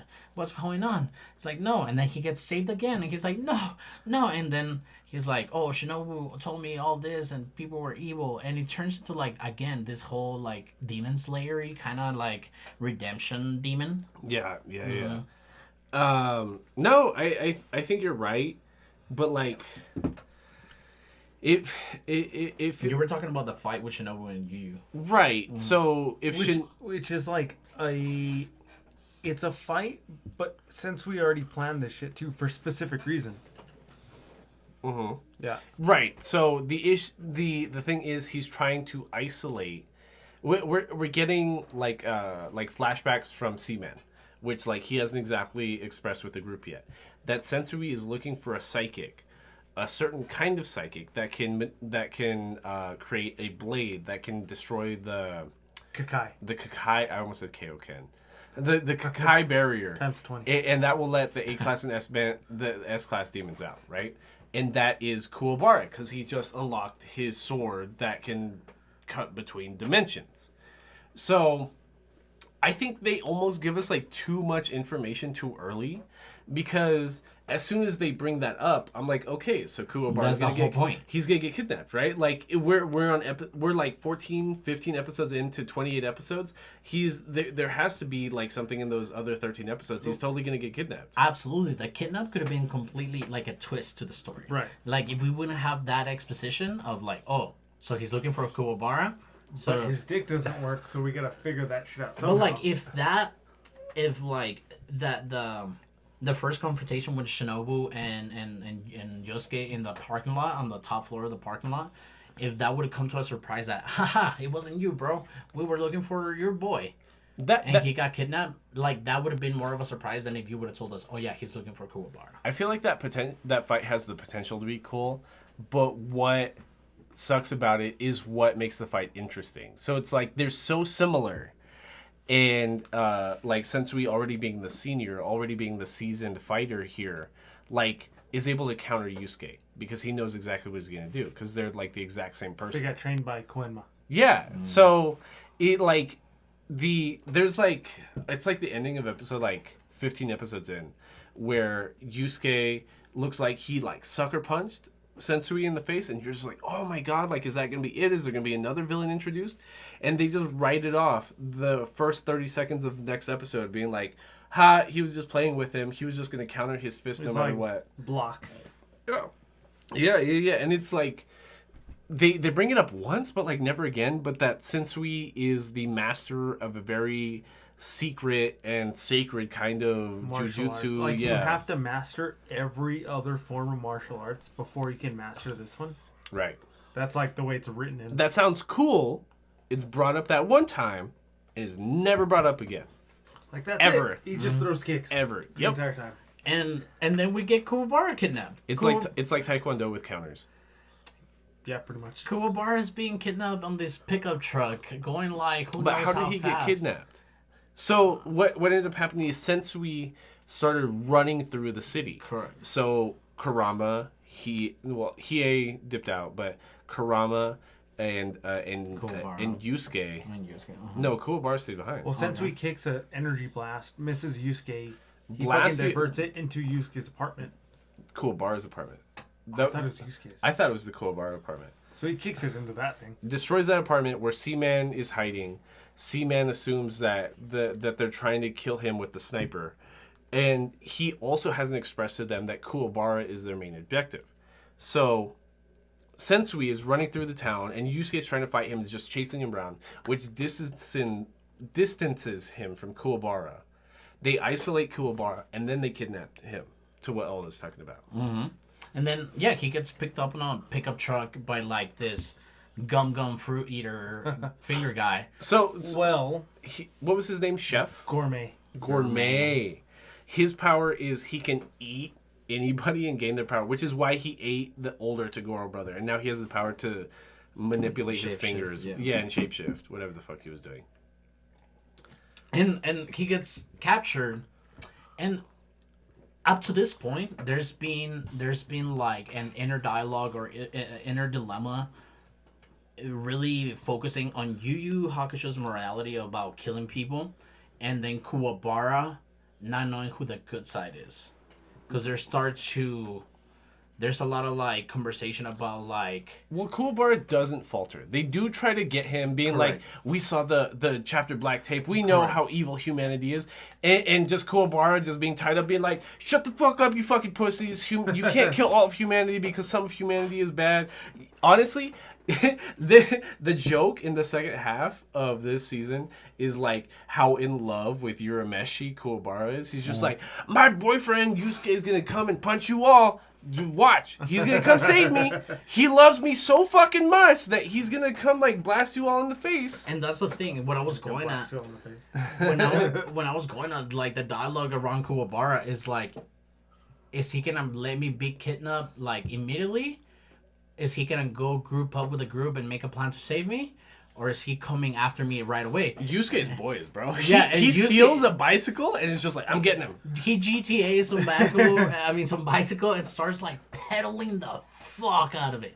Which I know I was letting my imagination go. I was like, oh dude, that would be tight if you see like John Wick just like fucking pedaling. But he's like, going faster than like sports cars. And of shit course, like that. yeah. Which makes it. That's like, because he of his enlightened spirit energy. Though. correct. No, I get it, but like it was so cool for me to see. I was like, oh, he's going after him in a bike and he catches up to him. I think that was the coolest part for me. Mm-hmm. It's just like, if we're talking about power scaling, like Yusuke is fucking with it if he can like keep up to a truck that's mowing through traffic. Yeah, going like 90. Going like 90 just to like on a bicycle. Like that's lit. Like that seems like a really good payoff. Like if I'm talking about like if I'm really expecting him to be as strong as he was at the end of the Dark Tournament Saga. Right. I believe it. You know what I'm saying? But then Sniper comes up on his bike, giving His Akira Vespa. vibes. On his Vespa. Yeah. It's an actual motorcycle. Yeah. With like fucking red jacket on the bike. I'm like thinking Akira. Yeah. So it comes up and like, this is where talking about like what you were talking about like with the territories and stuff. It was really cool in the beginning. I think it got really watered down because you set a territory and you can do whatever rules, whatever the fuck you want. So like Sniper, he can just shoot shit out, like with spirit energy, whatever, demon energy, I don't know, whatever. But then after that, his real power is like, oh, I can start a territory. Here's all these bullseyes on your chest. Like his trump card is that if he has like, I guess like a determined amount of time focused on on a target, like he can mark it for like ever. There's no spoiler for you two, but there's a One Piece power like that. Like I forget. a what? There's a One Piece power like that. Okay. Is there really? I forget what it's called. It's called like the marksman fruit or something. But like if your bare hand touches somebody, they are turned into a target. And until you touch something else or wash your hand, that target stays active forever. So there's this gross ass guy With a dirty ass hand. with a hand that touches this teenage girl who's a princess and Fucking creep. doesn't wash his hand for like 20, 30 years and puts it in a glove so that whenever he wants to show his love, it's like stalkerish kind of love. Whenever Sends him a finger. It's the best love, he right? sends an axe or like a knife or a bullet. You know what I mean? Because like if he's Some a marksman, air. it's never gonna miss, right? So this girl grows up like secluded inside of a castle because she can never leave because she's marked by this marksman person. But that's kind of what this guy's power is. It's like I mark you once in my territory, but even if you walk out of my territory, you're still marked. Yeah. So the thing that like cheapens it for me is like he can do like two different things. One, he can just shoot any fucking object as a fucking bullet, and it's never gonna miss. But then if he marks you in his territory, like that's his power too. So I'm like, It's what the narrative needed. That's why it feels cheap. That's why you're upset. And again, there could be a mistranslation with calling these powers territories. You know? Because when you talk about like English language and you say something is a territory, then you see a perimeter around this area, right? So a power like just like endlessly targeting this person no matter what the mile radius is, it seems absurd. But I'm pretty sure there is some sort of a mistranslation in what the territory power is. Right. And not only that, but again, it reminded me of like how Nen works In Hunter x Hunter. in Hunter x Hunter, because if you are so equipped to concentrate some like your power into a pen, like I can Like, that's what's cool about Hunter x Hunter. It's like, if you're smart enough to come up with a gimmick for your power, no matter how stupid your power is, it works. You know what I mean? But then Like, again, the power system, it's so there's a whole season. The second season is just about giving you lore of like how the power. Hunter x Hunter has a whole season dedicated to explaining the power system. That is insane. That's how like flushed out Nen is compared to YuYu Hakusho, where it's like bigger spirit energy, make bigger punch, and I beat bigger person. or now fucking sacred energy. Yeah, Yeah, that which, was kinda... which that's also the thing in Dragon Ball Z and Dragon Ball Super. the god. Because like by the time you get to Dragon Ball Super, is that like they've maxed out on what a normal person should be able to exert in terms of ki, but now there's God ki and there's God spirit energy. But then you have people in different universes in Dragon Ball Super that are like, oh, I can just fucking stop this God key. Like, no big deal. Right, which is again a narrative cop out. Like Right. we were never led to believe that until this one convenient person just needed to turn off some of these powers. It's because at one point, one of the main hooks that for me from Dragon Ball, it was about saving Earth. But then once the power scaling got too out of control, Universal like levels. now you start like, oh, we're gonna save the universe. I'm like, oh, do I really care about the entire universe? You know? But see, that sounds like a Marvel narrative almost. Yeah. That's almost the joke when it comes to like Silver Surfer or something like that. But like, I mean, correct me if I'm wrong, but like the fact that Earth and Goku wanted to save humans was like a whole main premise of like the storytelling. Yes. You know? And here, just like in Goku, we see a power scaling that goes above that. And it just kind of like... Yeah. No, I get it. It's... Because if it was about saving the city that he lived in from like apparitions, it just turned into like the whole world. Well, that's what's... And like every time we get a cool villain or like a power villainer that's like by the time it's explained, by the time they're written into a corner, a la JoJo's Bizarre Adventure, it's all of a sudden solved. So like Marksman targets Yusuke and marks him 3 times so that like his knives, his whatever Fucking can never rocks, miss. anything. Anything can never miss him. The issue is like the minute it's like, how can Yusuke beat this guy? It's again a Deus Ex Machina, like a gift from the gods that just Hiei decides he wants to participate in the group and kills Marksman when he wasn't being detected. So he sends the sniper sends a fucking like tanker at him. A whole Like truck with fuel, right? Yeah. So he sends it at him, stops, and then blows up whatever. And then he saves him.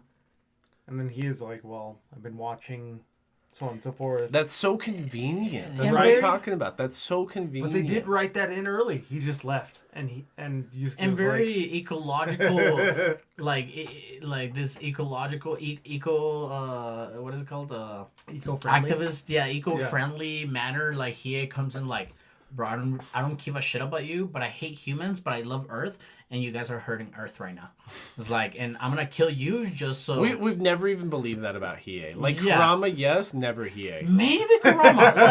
like why wouldn't the plant guy be mad about the plant things? Yep. You know, and Yep, then yep. Hiei comes in, he's like, I'm gonna fight you right now. And so Sniper's like, I don't know you. I don't have any problem with you. And he's just like, stab. Yeah. And it's yeah. a Vegeta character. Yep. It took me so long to identify it. So annoying. I hate it so much. And that's what I mean. That means, like, if you're talking 1994 to 1995, this series was going on at the same time. Like, this arc was going on at the same time that maybe, like, the Cell Saga was coming out, right? The first time. And that's, like... That feels so cheap because it's like it so much of this season feels directly ripped off by Dragon Ball. And that's almost sad because Dragon Ball is famously one of the most non-creative shonens. And we were talking about this with our last episode in February with Toradora being a product of something else. Yeah. You know? Yeah. And I didn't know because I wasn't familiar with YuYu Hakusho, but like I told you, Roby, I really love the first and second season. To the third season, I'm like, oh, now it's a product of Dragon Ball. It really feels like he ran out of original ideas. Right. I don't know. I understand why it happens, but it didn't need to be like that. In the 90s, what other anime was everyone else watching? Exactly. But that's the thing. And that's why we revisit these animes. Because at some point, everybody was watching different things as they were coming out. But we, again, hit that topic of, like, nerds being, like, having separation anxiety from their favorite animes. If people back then were watching a summer season or a winter season of anime actively, they would be like, oh, this thing is just like that thing. Right. And this thing is just like that thing. No, I agree. And so that's, like, the end of Sniper. Like, we're led to believe he's dead, and now Hiei's part of the crew again. Yeah, he's like, you know what? Stab, you're done. And then fucking Yusuke bribes him, and he's like, okay, like, he's calling him out, essentially. Like, yeah, you don't care about Earth, but you care about, the trees and shit. But if you help us, I'll get you the chapter black. Yeah. And he's like, go on. Like Hiei is also written in as an anti-hero, but he's never actually done anything anti-hero-ish. He's like the necromancer. He always talks like he's going to do something obscenely evil, but never actually follows through. Yes. Hiei, I love fucking Hiei. He gives the best, like, coldest speeches ever. I like him too. I like him too. It's well, he fights with Yusuke, and he's like, you know what? They half fight. They half fight, and he's like, you're a pussy. You need to get your shit back together. And this is what I'm talking about, like the Vegeta thing. Yeah. Like, he goes into this fight with Yusuke, and by the time they're beating the shit out of each other, he's like, okay, you care enough about this subject that I'm willing to help. Yeah. Like, if you were half-assing this, I would not help you. Yeah, which is totally Vegeta mentality. Yeah. Anyways, they know where the cave is, where they're trying to open the portal to the demon world and gain access to the Kakai barrier, right? So now that he is on the team, we can finally go there, and, like, everyone's there. It's a fucking reunion of everybody. Right. It's Botan, Keiko, Kuwabara's sister, Kuwabara, Shizuru. Kurama, Shizuru, thank you. It's Hiei, it's everybody. The old lady. It's everybody. It's everybody. And then right before this happens, Koenma is there on Earth, and he's like, you know what? I have to go make plans in Spirit World. So Koenma goes back to Spirit World. He talks to King Yama, his dad, and he's like, hey, can I do something? And he's like, yeah, it's that bad? Okay, cool. And then he leaves, and he tells Botan, if I fail, if you feel this earthquake, go back and tell King Yama. Yeah. So then, I'm glad you brought that up, because it feels like there was a lot of drama there, especially after the King Yama discussion with Koenma. And immediately, as soon as we walk into the cave, they dumb down the expectations by being like, yeah, they're going to fight Game Master, who's a, 8-year-old child who's going to trap them into, a video game competition for 8 hours while they complete the tunnel to the demon world, which is again exact plot out of JoJo's Bizarre Adventure. This is my least favorite part of the entire series, and it could have been skipped because it was fucking useless. The entire I don't even want to talk about Game Master because it was so useless to the plot. Sort of. The only good thing that happened. So to talk about what you're talking about, Game Master is like this 8-year-old kid that loves video games, and they have to like play this video game in his territory to beat him. And he's unbeatable because he knows all the answers and everything. But Kurama realizes that all the psychics are pretty much meant to die. And so when he brings it up with Game Master's like 8, and he's like, but no, like, since he likes me, he's not going to let me die. But then it clicks, and he realizes he's going to die once he loses this game. And that's the whole point of him playing the game at all, because he's going to die. So Kurama kills like an 8-year-old kid. It is intense because Kurama, while they're playing Tetris of all games, Yeah, it was Tetris. It's fucking Tetris. he's like, dude, you really think he cares about you? It's like, do you know what happens to the Game Master once when you beat all his levels? All his goblins or some shit? Yeah, because like Game Master can mimic any actual video game. The one they're mimicking is called like Goblin King. Yeah. And he's like, he dies if he loses. It's like... The Goblin King dies, yeah. Yeah, didn't you think you were going to die? He's like, no. It's like, that's not true. He wouldn't put me in that position. So he's fucking stacking Tetris blocks, and he's like, oh my god, is he really going to do that? Oh my god. And you can see the wall progressively, like, build up. The Tetris block walling. You're like, oh shit. And then there's this, like, cutthroat moment of, like, everything going black and white. And, like, the kid just passes out. Yeah, he fucking dies. Which like, for me, no, he I'm doesn't like, pass if out, you're he gonna, dies. Yeah. He fucking, like, falls over and is like, dog, if you're gonna kill a kid, thank you. Like, that brings a lot of risk into the fucking anime, because... But then they recoup on that. Yes, Like- exactly. For, exactly. for a brief time, he is like, you think Yoko Kurama hasn't killed kids before? Like, No, they remind you. They're like, dude, I'm not Yusuke. I have totally demon. killed children Yeah. before. Like, what are you talking about? but then it gets saved. And it gets tiring how much of the risk that you were involved with don't matter. yeah. And that happens like 20 times in this season. Well, at the time being, like, it's pretty raw still because we don't know that plot twist. Game Master gets saved later at the end of the season, basically. Spoiler? Yeah, spoiler. Non-spoiler. Yeah, 30-year-old spoiler. Yeah. But For so real. Kurama, he fucking kills him, and then he goes on, and they all go on, and they end up, long story short, meeting Gourmet, who ate Toguro, Elder Toguro, Right. but is actually pulling the strings because Toguro takes over his body. Well, here's the thing with Gourmet that we haven't even explained. The whole reason they captured Kuwabara was like, even if they couldn't get him to use his powers to destroy the Kakai barrier, Gourmet could just eat him. And then use his powers. And then use his powers to destroy the Kakai barrier. So, and that's something we haven't even described. That's like a huge fuck, deal. you're right. Because like Kuwabara brings that up flat out. He's like, I'm not gonna fucking help you, you fucking weirdos, while tied up. They're just like, it doesn't matter. Do you see that guy that's using the Elder Togoro's powers? He's just gonna eat you if you don't do it anyways. That should have been, like, first plan. That's scary. That's the plan A. I think that the scary part about Gourmet is the cannibalism aspect, like how he just immoral fucking that is. eats him. Right, because if Sensui really believes he's on the moral high ground, he's hiring cannibals and like evil doctors and like. Well, one big thing is he's there and he's like, hey, actually Kurama's really beat up about killing that kid. And they're like, what the fuck?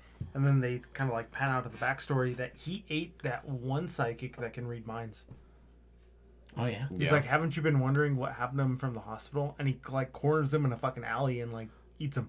Yep. And if I've been shitting on character design, I love that the Gourmet looks like a psychopath. Yeah. His fucking eyes Like never doll open the whole face, time. dead eye looking ass. Like happy, uncontrollably happy to the Yeah. point like it doesn't even make sense. Like mice of men kind of shit. Yeah. So you're right. They bust their way into the cave, and this is where they finally fight. Gourmet. His name's Makihara.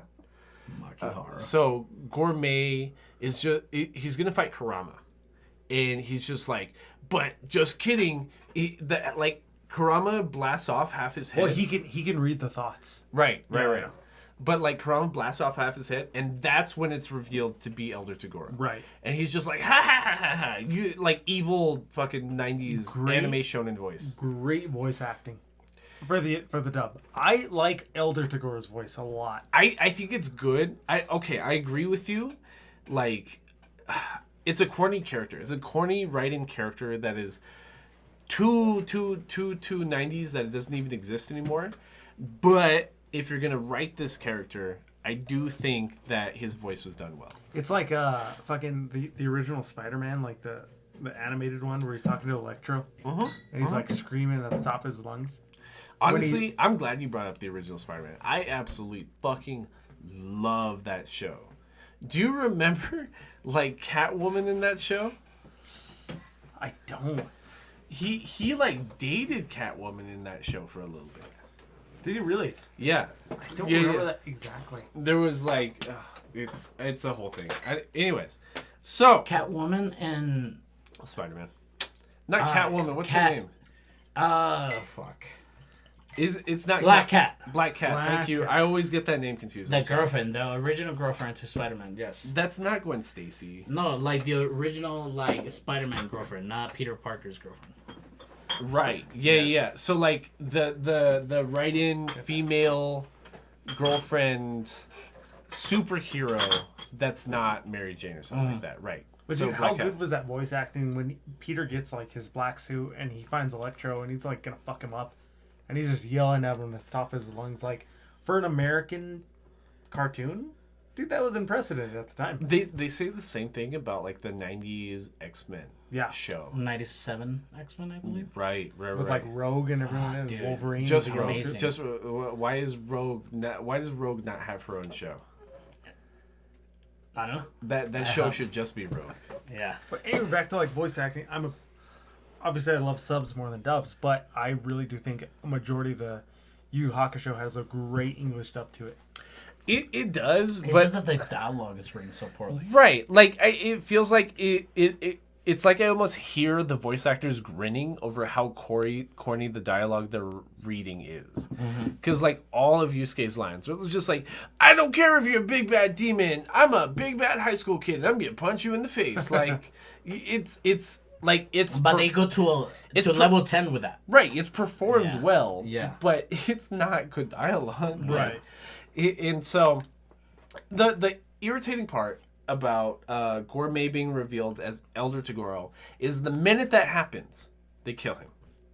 The minute that's like a really, really big deal, being like, you think I, the Elder Toguro, could be eaten by somebody that eats people and not control their consciousness.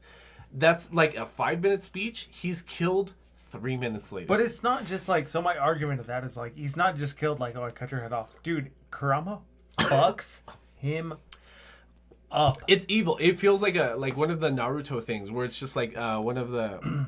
It's not ninjutsu where you control somebody's mind, but it's Dude, I've never seen Naruto. No, you never have. Never. So there's different jutsus in Naruto. So it's like genjutsu, which is like regular martial arts where I'm punching somebody in the face. It's ninjutsu, which is me doing cool shit, and it's another. No, I have it backwards. Taijutsu is them doing actual martial arts. It's genjutsu where you're controlling somebody's mind or manipulating their thoughts, right? So they almost like genjutsu the bitch where like Kurama makes a plant that can control a demon's mind, and he gives him a nightmare that's kind of like a loop. Right. That like traps him in the loop and like controls his consciousness that way. Do you know what that reminded me of? From the original, like, maybe first or second season of South Park, where fucking Cartman makes Scott Tenorman eat his parents. Yeah. Like, that was fucking evil and fucked up. Good reference. And Kurama's just like, oh, yeah, he can't die, so I put him on this endless loop of suffering till the end of time. Like, that's fucking JoJo shit, too. Yeah, that's some JoJo shit too. I was watching it, I was like, damn, that's fucked up. And I like it. What's the fallout to part 5 of JoJo's? The villain Raviolo? Yeah, he's trapped inside of a consciousness of his own creation where his consciousness is moving a million times quicker than his body to the point that he's kind of like trapped within his own body because his thoughts are moving so quickly. He can't actually control his body to a point that he got stuck in the moment he was dying. He got stuck in the moment he was dying times a million. Oh God. Right? Like that's terrifying. Yeah. That's so scary. But yeah, that's my issue right there with the Aldo Toguro brother and Gourmet. It's just like you gave us all that time. It's because it seems like they're digging gold, but at the end they just stop. Yeah. And they're trying to give you something else. Mm-hmm. And it just like that hammering of them trying to give you something that you didn't really want. Yeah. Sucks ass. So we do get like 4 or 5 episodes, maybe longer, like 7, 8 episodes if you're including all parts of the fight between Sensui and Yusuke.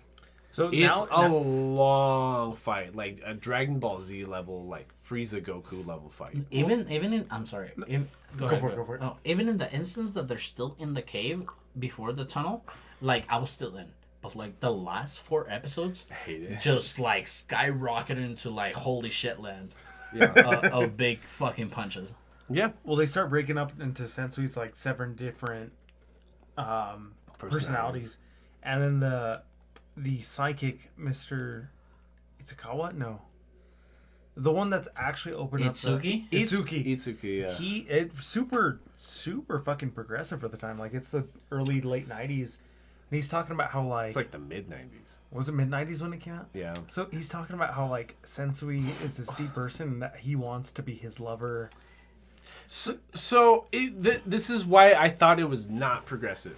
Because, if Sensui has 7 personalities, one of them lets him commit violent acts, one of them's like a people manipulator, one of them's the real personality, one's super righteous, one's a woman Like the who's an 7 deadly empath. sins. Stop. So one of them's an empath who like like justifies all his wrongdoings by being empathetic. When she comes out in Sensui's personality and interacts with Itsuku, because the personality is a woman, it's okay for Itsuku to be in love with Sensui. But then he says that Shinobu's his favorite. Right. And not even that. I feel like Itsuki's character is treated as a Non-binary. closeted person. Yeah. That shouldn't be out. But he's technically a demon, so it's not like... No, yeah, but in the point of writing, like the storytelling, because we've had this conversation before where they talk about that trans character in season 2 or season Fruits 1. Basket. No, Season one in of YuYu, where Oh, it's in season 1 of YuYu. where Yusuke's like, if you're gonna pretend to be If you're gonna pretend to be a woman, but you're secretly a man, I'm gonna treat you like a man. I'm gonna beat you in the face. and What here character is that one? When they go into the mansion to defeat the Toguros the first time at the end of season 1. Oh, yeah. and that way that they're trying to write the homosexuality with Itsuki, it seems cheap because he seems like somebody that is forced to be in the closet. Like he's totally gay, but like he justifies him loving a man because the personality he loves is a woman. Is homoerotic But something even before, like- degrading? to say? No, Is I that don't think so. is that a degrading term? Because like the story does in the focus of Itsuki's relations with Shinobu, it turns very homoerotic. But it does, but then, like, at the time, too, like, if it was made in 91, 92, 93, like, this shit wasn't talked about at the time. So, like, at the time, it's super progressive. Like, what else? I guess so. I guess I see your point. Like, even writing in a gay character in 1995 is, like, a big deal. Like, what else was there to compare it to at the time? Because Dragon Ball didn't have anything. It's like not that, like Vegeta was, like, fucking jerking off Goku at the time, you know? Like, so at the time, I maybe guess... Rama and a half. There was like some like. Do you know what Ranma and a half is? Never heard of it. Ranma and a half is a boy. What is it when he gets wet? Like when he has like not a curse. It is described as. But a when does he curse. transform? So when you pour hot water on him, There you go. he is a boy. But when you pour cold water on him, he turns into a girl. So like he treats both Characters as both sexes as like different people. Oh. So he has people that he interacts with as a girl that like him as a man, and he has people as a man that like him as a girl. So it's kind of those like Itsuku likes Sensui So I think the cop out here narratively is that Itsuki, who's totally in love with the man, is not like that because he's in love with the female personality. That's why I'm saying it's not progressive. Mm-hmm. But I guess the argument could be made for like 1995. That's a very progressive narrative, which I don't know, whatever. But that's the logic here, because if Sensui and Yusuke are gonna have a fight, Itsuku's power conveniently is to trap people into a different dimension, which is why he has the power to open up the dimension to the demon world. So he traps Kuwabara, Hiei, and Kurama inside of like this. They give it like a name, and I can't remember. And it has like 6 arms and shit. Yeah, it appears as like a shadow on the wall inside of the cave. Yeah, Roby's right. It's like this whole thing, but it just is treated as a narrative device to trigger Kuwabara into watching Yusuke's defeat, into unlocking his greater power to destroy interdimensional fucking rifts. And like this setup goes for like 4 episodes. Forever, bro. If it drags, so like for something that's supposed to be like the big bad fight between Sensui and Yusuke, it feels like it drags. And he's just like, or Yusuke's like, you know what? You're actually stronger than me. I'm just gonna die. Like, see you guys. There's a little bit more to that. For sure. To be fair, because it's kind of like they're fighting on equal grounds, and then suddenly Sensui unlocks a personality or unleashes the personality that has a fucking gun for a hand and can blast spirit energy, and that's what kills Yusuke, because the actual savage personality is allowed to come to the forefront. No, he doesn't kill him. He comes close, but then fucking what's his name? Junior. Kurama. Kurama comes in his adult form, and he actually like has reason to use his fucking pacifier, the Mafuken. Right. So the Mafuken is just a Kakai barrier times 2. But he's been storing all his spirit energy for the last like hundreds of years to actually do something with it. And it's funny because for all the instances, it's not Kurama, it's Koenma. Koenma. From all the instances that we've been mad at them not flushing something out, they flushed out something that was like... Okay, I was always curious about it. Don't get me wrong. Exactly. Like, don't get me wrong. I was curious about why does this guy have a pacifier? Okay, I get it. He's a small fucking godlike child boss baby kind. Yeah. And he's just sucking on this thing. But, like, the quote-unquote science behind it is that he's been sucking on this thing just to fill it with the spiritual energy to make it like a container. Because it can hold, like, they said S-class demons back, too. Right. So, the pacifier, just when imbued with, like, hundreds of years of spiritual energy, can create a Kakai barrier. From Jesus. Right. And the thing is that when Sensui unleashes the personality with the gun, that gives, like... Yusuke like 7-8 really bad shots, like in every one of his limbs, like holes in him, in his chest, in his torso, like around his stomach. Like this fool is blasted, like just bleeding out on the ground. Koenma tries to unlock the Kakai barrier inside of the pacifier that's gonna seclude Sensui, but at the very last second, Yusuke does some Goku shit and wakes up from almost being dead, grabs the pacifier and is like, "No, I'm not gonna let you cheapen my one-on-one fight. I need to beat Sensui fair and square." He's using Demon Slayer or healing breathing. Oh my god, it's the stupidest thing. What I talked about last time, what made me so mad, the spirit wave. Just lets him heal. Like that is written into canon. You know what I mean? That makes sense if you're up to date on canon, where it's like I think they even say that like, oh, that old hag spirit wave technique was able to help him heal. Yeah. That was part of why it still made me mad.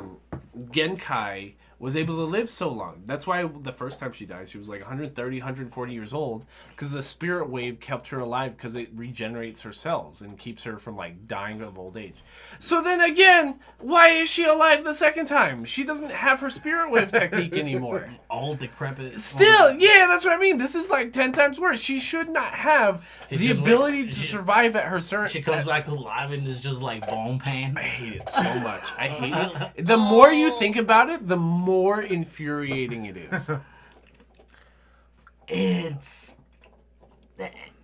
And the whole setup, what you were saying about Kuwabara seeing Yusuke's death. Right. So they also like Even his death drags. They even over explain that, where it's like, oh, why are you getting mad, Kuwabara? Yusuke's totally doing the thing that you did to him during the Dark Tournament Saga, which was like faking your death to unlock somebody's full potential, right? So Yusuke is letting himself get bitched out and die even after capturing the pacifier that has Koenma's power and stopping it from stopping Sensui.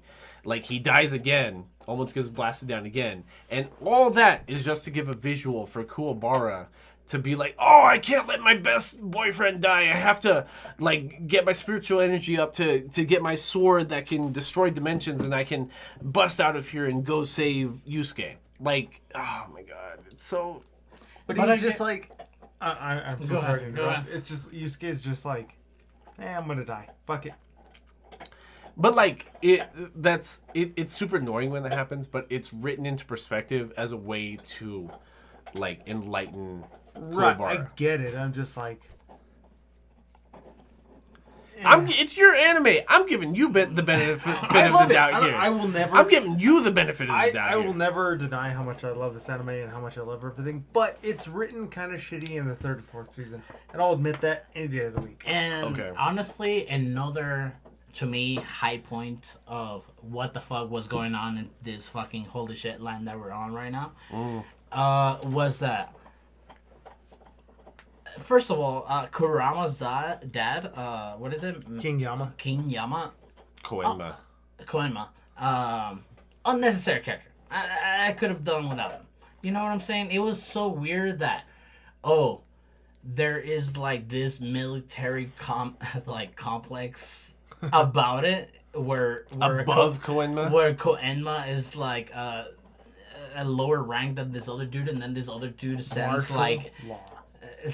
like angel soldiers to fucking... But see, that's deal what I'm with the whole saying. thing. Like, it cheapens everything we've known beforehand. Because, like, if Koenma was the spirit world, like, chief governing entity, it turns out his dad actually was. Correct, exactly. And that cheapens everything about it. But my point to, like, this whole shit show that we're watching as it's, like, unfolding is that the fucking soldier angels Spirit Defense Force. Spirit Defense Force come, and they're like, Koenma, YuYu Hakusho's been a part devil this whole time. We need to kill him right now. We haven't even gotten to that yet. Yeah, I know, but that's... We're right there. I mean, we're right there. He's been dead for like 2 episodes. Yeah, so we You spent know? like a whole 2 episodes just Sensui just over-explaining himself, just mansplaining like his whole plan and why he's in the narrative highland here. But you're right. So the Special Defense Force shows up, and this is where we get even more exposition to Aldo's point, being like, we have to kill Yusuke Urameshi on the spot because he has a DNA transplant from an S-class demon, The Mazaku, who's going to appear inside of the living world The atavism of the Madoku. through Yusuke Urameshi, because he was waiting hundreds of generations for somebody that could contain his greater self, like, to appear in the living world. And to the point that I was making, to me, it was a high point of like storytelling, because this point to Yusuke's story felt like the closing to why he is the way he is. I feel like I hated that more. So it started making sense for a second. There's a One Piece argument that's like that, where there's so one of the current, maybe it's a thing, maybe it's not a thing, because One Piece is nothing but like Questions. No, well, not questions, but like fan theories, right? Where there's a fan theory right now that the Goma Goma no Mi, the rubber fruit, was actually a super, super rare broken fruit known by the government, which was why Shanks stole it from the government and why they were so upset when Luffy ate it, right? Mm-hmm. But that cheapens the argument that Luffy actually got the shittiest fruit and actually through working his hardest was able to level up. And that doesn't matter. So that's the same argument in Yu Yu Hakusho right here. Is it actually that Yusuke Urameshi busted his ass off and is actually the super gifted, talented, special person, or was he it had like this innate ability? Right, this innate ability, this innate write-off that cheapens him working his ass off to get his spirit energy up. So, like, if you believe the latter argument, that all his accomplishments were because of the Mazuku, that means that seasons 1 and 2 almost didn't matter. But he lands in a great spot, though. Because even though he had, like, this demonic sense to him, he also had the humility of the human. And it feels like it didn't land in one side or the other. It just landed in this, that's why I'm always the hard ass. That's why I'm the way I am. Because he almost has, like, this realization of he's like, that's why I have problems keeping relationships. Well, Koen was basically like, I didn't search far enough, and he wasn't strong enough to awaken it anyway, so it didn't really matter at that point. Right, because so if the special defense force of his father's is like, oh, he's the Mazuku, he's like, Koen was like, well, how would that have happened? I did a background check, and they're like, you didn't look 300 generations behind, because you would have known that the Mazuku implanted into his whatever Demon fucking father. Yeah.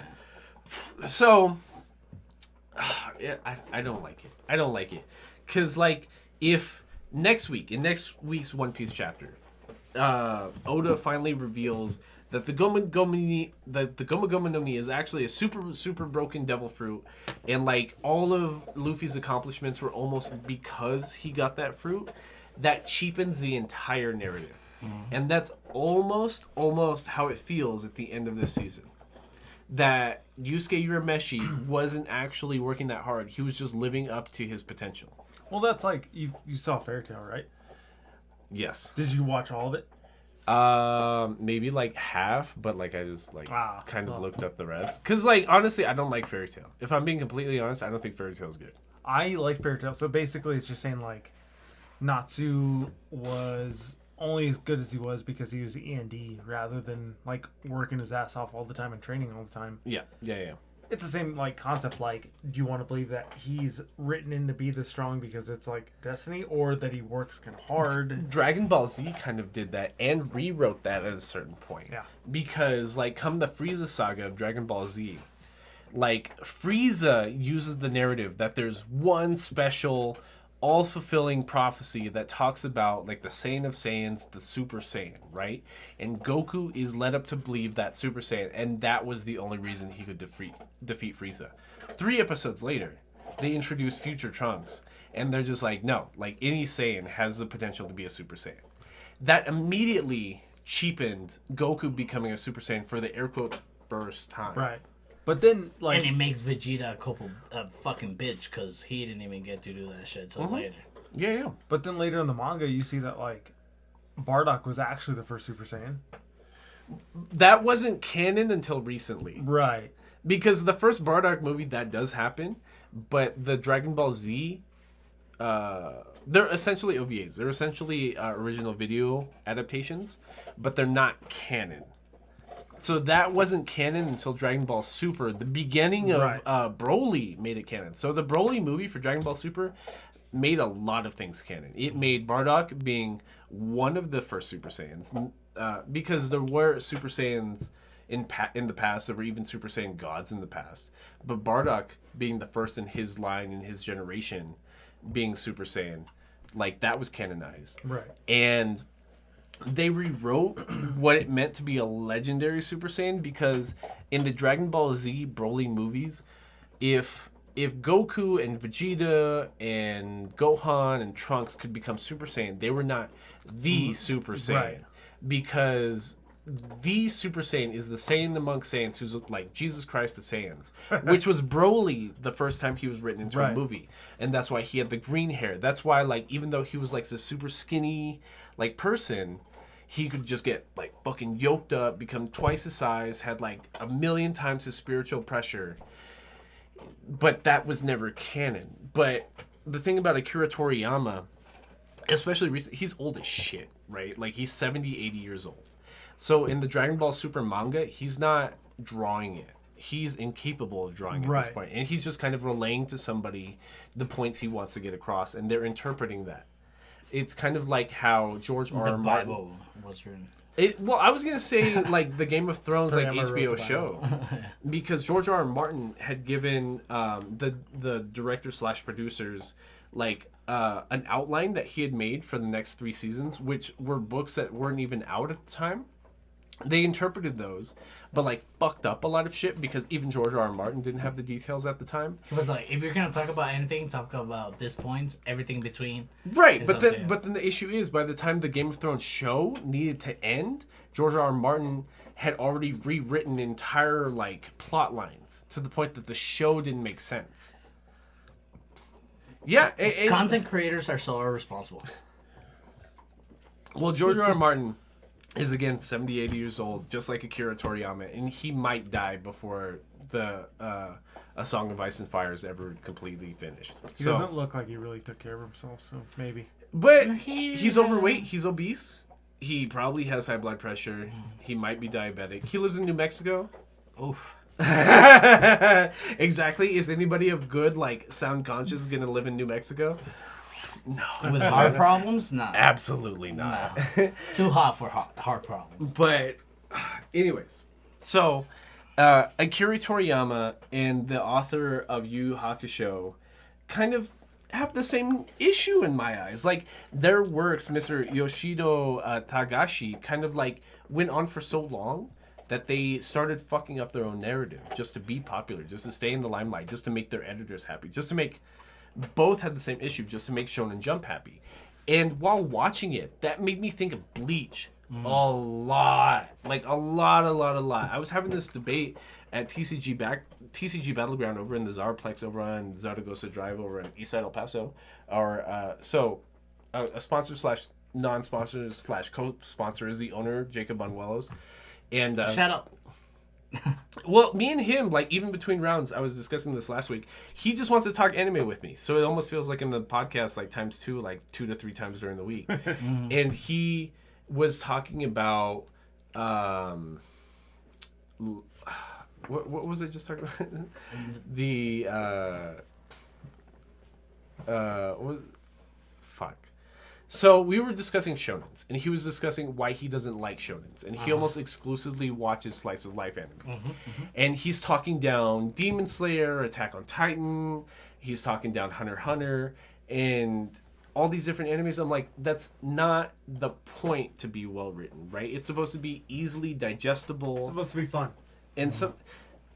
Like, when I walked in on Thursday, they were watching the Quintessential Quintuplets, which is a slice of life anime about a guy tutoring 4 quintuplets, and, like, they all start falling in love with him, but we know he's going to marry one of them, so the narrative feedback is the audience trying to decide on which person he's going to marry, right? And the thing about Yu Hakusho is it becomes so, like... blatant. Like, it starts playing with it. The tropes are so obvious. I feel like I know the plot before it even happens. And here where Yusuke, like, comes back to life through, like, this genetic mutation. So before that, the plan that the villain was making is to kill Yusuke so Kawabara would be angry enough to cut the barrier so all the demons could pass through the tunnel to Earth. It's developing as Yusuke is coming back to life. Yeah. So Kuwabara cuts through that. They go to Demon World. And that made me so mad. That made me so mad, bro. Like, Kuwabara has been told for 20 episodes that the whole reason they're interested in him is so that he can destroy the Kakai barrier. does that. The minute he's in front of the Kakai barrier, he's just like, oh, I gotta slice this Kakai barrier because I gotta go punch Sensui in the face. Because like nothing matters. Yosuke died. Oh my god, He bro. wants his revenge. And then this is the last 4 episodes here. Yeah. And it goes to this awesome fighting kind of sense with Kuwabara, Hiei, and Kumara. They all Kurama, and Hiei Yoko Kurama. They turn to their demon selves to go fight this character. And again, ever since he came up, I'm angry at the character design. I'm angry at the character dialogue. I'm angry at Of Sensui. of Sensui, of Shinobu, and up to this part, I'm like, God damn it! Get it over with. But like it gets worse the minute they get to Demon World. So they bust through, go to Demon World, and he's just like, I actually have this power the whole time to manifest my spiritual energy into armor that helps me fight better. and it's terrible. Oh, it's so ugly. So it's this gold-plated, pointed hat. No. It's actually super gray and blocky. It's so annoying. Go ahead. It's so Defend ugly. yourself. Defend yourself. It is one of my favorite anime fights, and I will defend it to the death because I love it so bullshit. fucking much, and I love it, So, and I love how shitty it is. It looks so corny. Oh, it does. It looks like a Dungeons and Dragons like wizard hat, like all pointy and stupid looking, on top of somebody wearing like Edo period war battle armor, like with the shoulder pads and stuff like that. But it's kind of like this grayish gold, kind of like what we're discussing about the color. It's so ugly and pieced together, and it's just like like at least when Dragon Ball Z is in no way creative or innovative with its storytelling or power scaling, at least the transformations were cool. I love it. Nope. And as this shit is happening, and as terrible like the character design is, and not only them flat out telling you, hey, we're just gonna grab a little bit or a lot of like Dragon Ball Z. Yosuke is now He's a demon. possessed by this demon DNA. Because we get a lot of the exposition from the Special Defense Force or whatever the fuck they're called, right? Spirit because Defense Force. Yeah, the Spirit Defense Force. Because as soon as they show up, they're just like Yusuke's already, his heart isn't beating, and they're gonna blast him in the face again. And Koenma's like, "What the fuck are you doing?" Well, Pooh flies in. Oh my god! So Pooh's love heartbeat it, yes. stops too. And what's her face? Yusuke's girlfriend is there, being like, "What's wrong with Pooh? He's gone cold." When Yusuke's demon energy, Well, there's not. when Yusuke's demon energy unlocks, and his heartbeat is now irregular, so does Pooh's demon energy, and that turns him into a phoenix. So the metaphor here, I found a metaphor. The metaphor is that the story of the phoenix is that its flames are able to bring it back to life. That's what happens to Pooh. Pooh is shaped like a fucking penguin, turns into a phoenix, blazes on fire, blasts into the hole where Yusuke's body is located, and lights his soul back on fire, and that's what brings Yusuke back to life in his demon And form. he saves Yusuke because Spirit Defense Force is like, fuck it, we're gonna open fire, and they do, and then Pooh flies in, which it got hinted at when he was fighting Tagoro, when he unleashed the spirit cuffs, and then the big fucking spirit energy is this giant fucking phoenix flying around him, and then flies back into him. Yeah, it's the story of the phoenix. Yeah. I'm telling you. That's the reason why I don't give it gripe or give it a hard time about just being overpowered, is because they kind of mention this.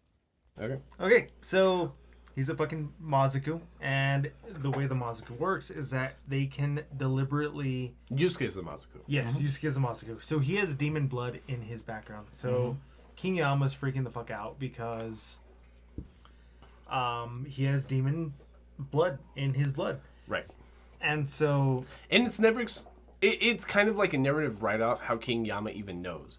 Because, like, even Koenma can't, like, decipher or feel the Mazuku's blood. But somehow, through some unexplained means... He just went... King Yama is just like, further. he's the descendant of the Yazuku. And everyone just has to roll with it. Yeah. Which, like, he definitely is, like, an offspring of the Yazuku. But, like, it's like... Again, it's what the narrative needs. It's like Right. Yusuke needs another power-up, and he needs to be a bad guy in this instance. So we're just going to make up that he's half demon. Bad guy. And so the whole point of, like, the season 3 is, like, demons aren't what we think they are. Right. Which leads into season 4, but whatever. So then the Spirit Defense Force goes down, and they're, like, gonna fucking blow up Yusuke's body. But then Pooh comes down, because he's a fucking phoenix now. Mm-hmm. And Brings him back to life. Yeah, Spirit Defense Force is like, hey, I'm just gonna unload this entire fucking cavalry of fucking energy beams. So Pooh goes down, he saves him, and then Yusuke is like, hey, I'm actually alive. What's up? I'm a Mazuku now. Mm-hmm. And so he has like this running joke that like, oh, I'm gonna take over the world and everything, and their Spirit Defense Force is like bowing down to him, and he's like, the joke is like even worse because Yusuke wakes up and he's like, I heard everything you guys were saying while I was asleep/dead, and I know that you guys want to kill me and that I'm secretly some super crazy demon lord. And like what you're saying, Roby, he then starts to pretend like he wakes up evil and he's gonna try to destroy the world and scares the pants off of the Spirit Defense Force. yeah. And for a second, for a person that likes chaos, I was like, oh, is he gonna be the bad? Are they gonna do something? For a second, and then the running joke through what we've seen in 3 seasons, he literally dialogues the joke. Right. So like, as much as I love the upcoming fight scene and everything, like the whole season of fucking, since we've seen Black and White not bad or good anymore, Yusuke sums it up in like 30 seconds. He's like, oh yeah, I'm a demon.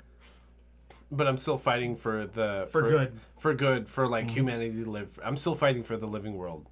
And if you thought this anime couldn't get more Dragon Ballish, it gets even more Dragon Ballish. Right. So then Yusuke and fucking Koenma love jump on top of Phoenix Pooh, go into the demon world through the slashed Kakai barrier that Kuwabara had destroyed to get to Sensui. They go on the peak where Sensui's beaten the snot out of Hiei, Kuwabara and Kurama. I always said Koenma.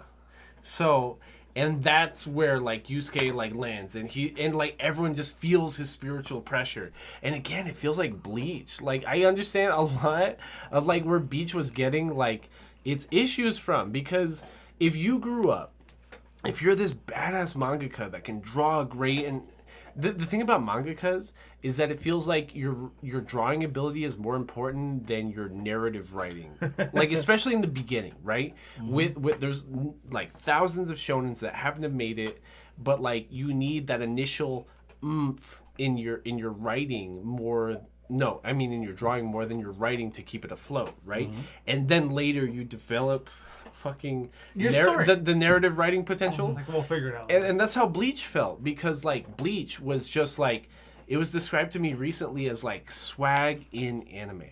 Like think of early 2000s definitions of swag. It was like that sauce. It was like how you dressed. It was like the drip. It was that drip. It was you having it, right? And that's how early Bleach felt. Like nothing made me want to be a Japanese teenager more than Bleach, right? Mm-hmm. Like that shit was so saucy and dripped the fuck out, and like everyone was cool and dope, and like you were beating up like punks on the street, but you had a badass sword and you had this alternate lifestyle. And I believe that when this aspect that you're talking about is like super peaky, it's when Hiei and Kurama, being demons, they meet with resuscitated fucking Yusuke. They're like, well, you're a demon, huh? He's laughing because he's like, yeah, my heart hasn't beaten forever. And then they both start laughing like, oh, this fucking you'll get used to it. But yeah, but they make it seem like this cool, you're into the biker gang kind of thing. hate it so much. I love it. God, I love But it's it. that same thing that I'm talking about with Bleach, where like the issue with Bleach, the thing that was always its greatest asset, like there was a certain point in the early 2000s, big three of shonen mangaka writing, One Piece, Bleach, and Naruto, that Bleach was on top for a bit, right? There was like a 2-year period where Bleach was actually on top, and it's when Bleach was its most like saucy and like had that swag. Like it was when it was grounded in Japanese culture and it was showing Japanese teenage culture and like how cool everybody was. It was the manga's cover page colored drawings that showed everyone drip the fuck out. You know what I mean? That's where you get those current like dorks that are showing like almost NFT looking drawings of like an animal with like headphones on and like dripped out in like Just a fucking jacket. sauced out. Yeah. That started in Bleach almost. That's where a lot of people are getting this from. But where Bleach fell off was when the mangaka forgot what made it cool and it turned into power scaling. Like Bleach gets infinitely more annoying because it has this YuYu Hakusho effect where it's just like, I can't create a new power system, a new power dynamic, so I'm just gonna keep making bigger and badder villains and just writing in reasons that my main character is gonna keep being bigger and badder. Right. It's the same like issue in both of these, and they're separated by like 15-20 years. Yeah. But I love it. Like I fucking love it. Like this is the redeeming part of it for all that shit in season 3 for me. Okay, so yeah, we are closing in into like the tying of the bow between our main characters and somehow the mirror character, the what is it called, the foiled to Yosuke, who is Sensui. Shinobu. Yeah, Right? Shinobu Sensui. And okay, besides the horrible fucking armor character design, he then is fighting now demon power Yosuke and Sacred energy armor. Sensui has sacred energy, Yes. which is like demon energy, but No, it's neither spirit nor it's like the demon force. energy. I interpret it as like god energy. Right? Basically, yeah. Yeah, because like now they're starting to interpret like spirit energy, which our humans have been incorporating recently, is different from demon energy, which means divine energy is somewhere. It sounds like a Dungeons and Dragons fucking narrative. So you're right. So Yusuke lands, his heart's not beating. He has all this influx of demon energy just pumping out of him, and like. But like the thing about it is he can't control his new demon energy, so he spirit blasts and like almost blows off Sensui's head, but misses because he still can't control his new demon power. And it just literally turns into a Dragon Ball fight.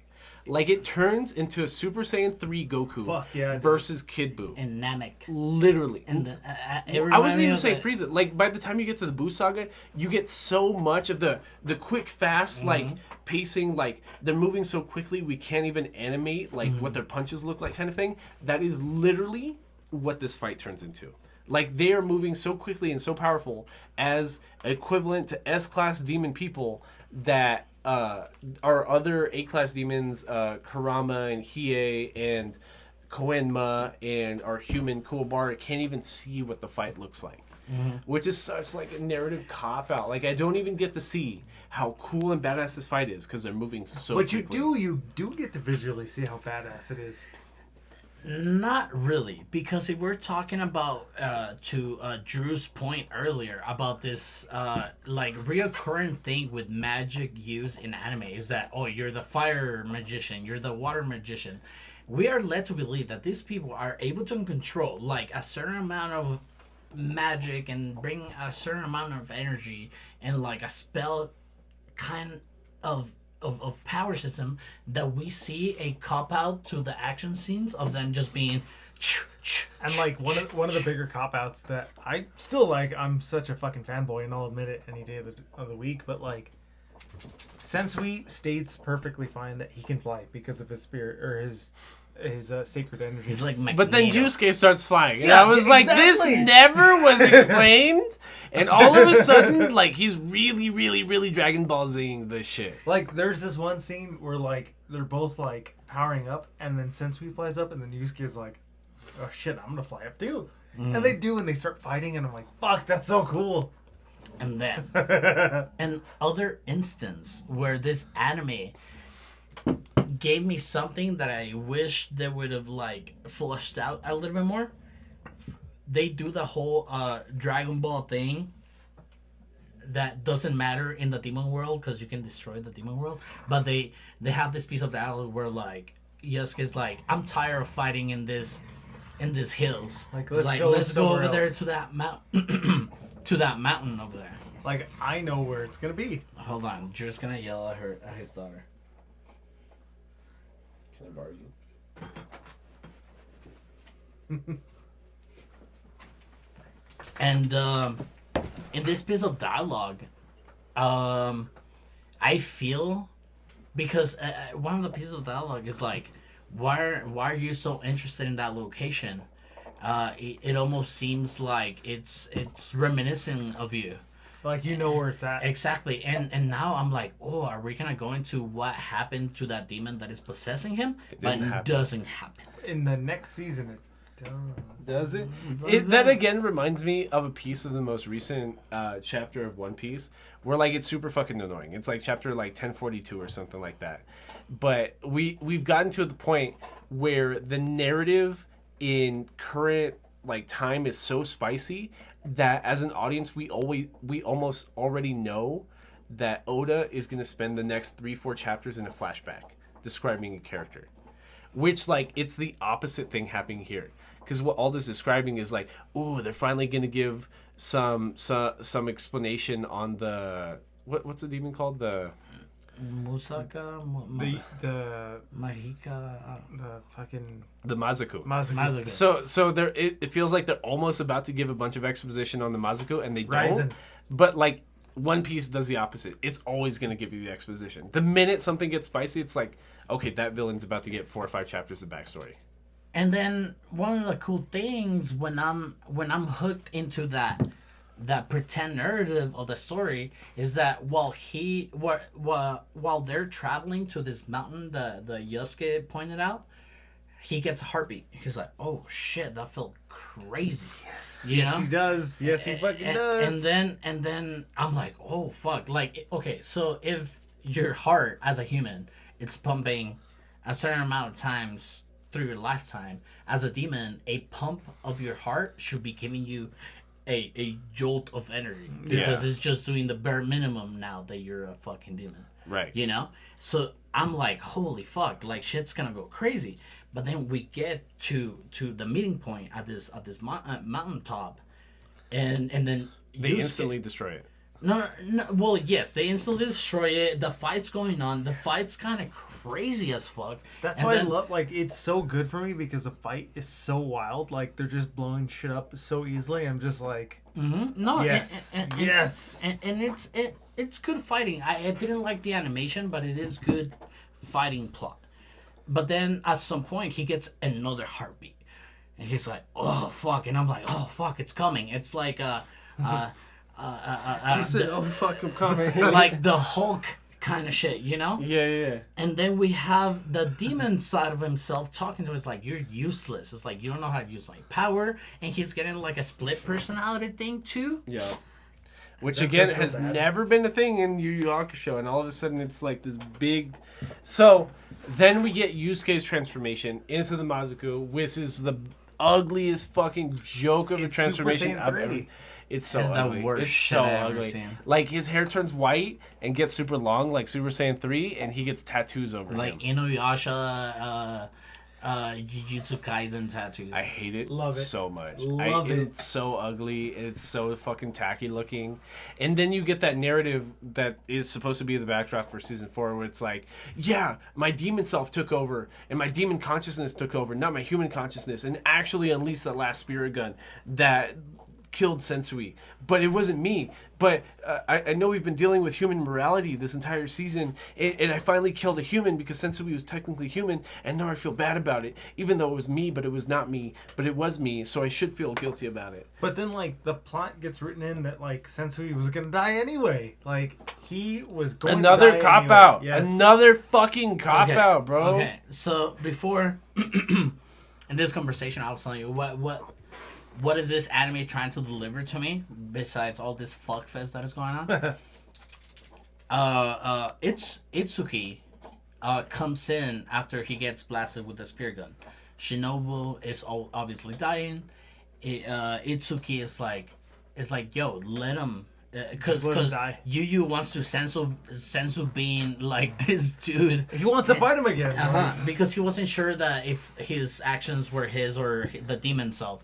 But then Itsuki, at this bow tying of Shinobu's story, he's like, he's dead. He's gonna die. I'm gonna take him with me because he doesn't want Shinobu's soul to end up in the hands of the spirit world's bureau, like the bureaucratic aspect of it. Yeah. It's like, no, you're not gonna condemn this soul So like of mine. Koenma like ruined him, and if he died and went to spirit world, Koenma would be in charge of his soul all over again. Again, it's like you trained this boy to kill, and now you're persecuting him for doing the same thing as an adult. Yeah. Because that's what you people do.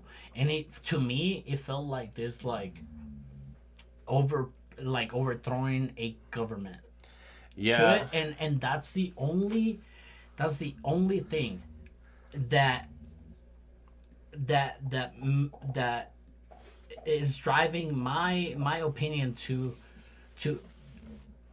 that season 3 did not make this anime flop.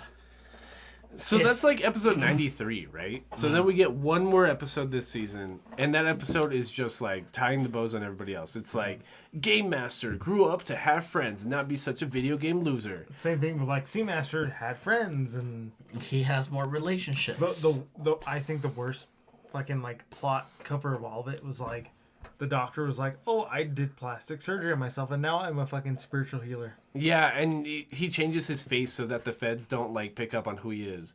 Or like the one that I thought that was interesting was like Marksman ends up dating / being friends with Kuwabara's sister, and like she teaches him morality, but the minute he graduates high school, he just like falls off the map anyways.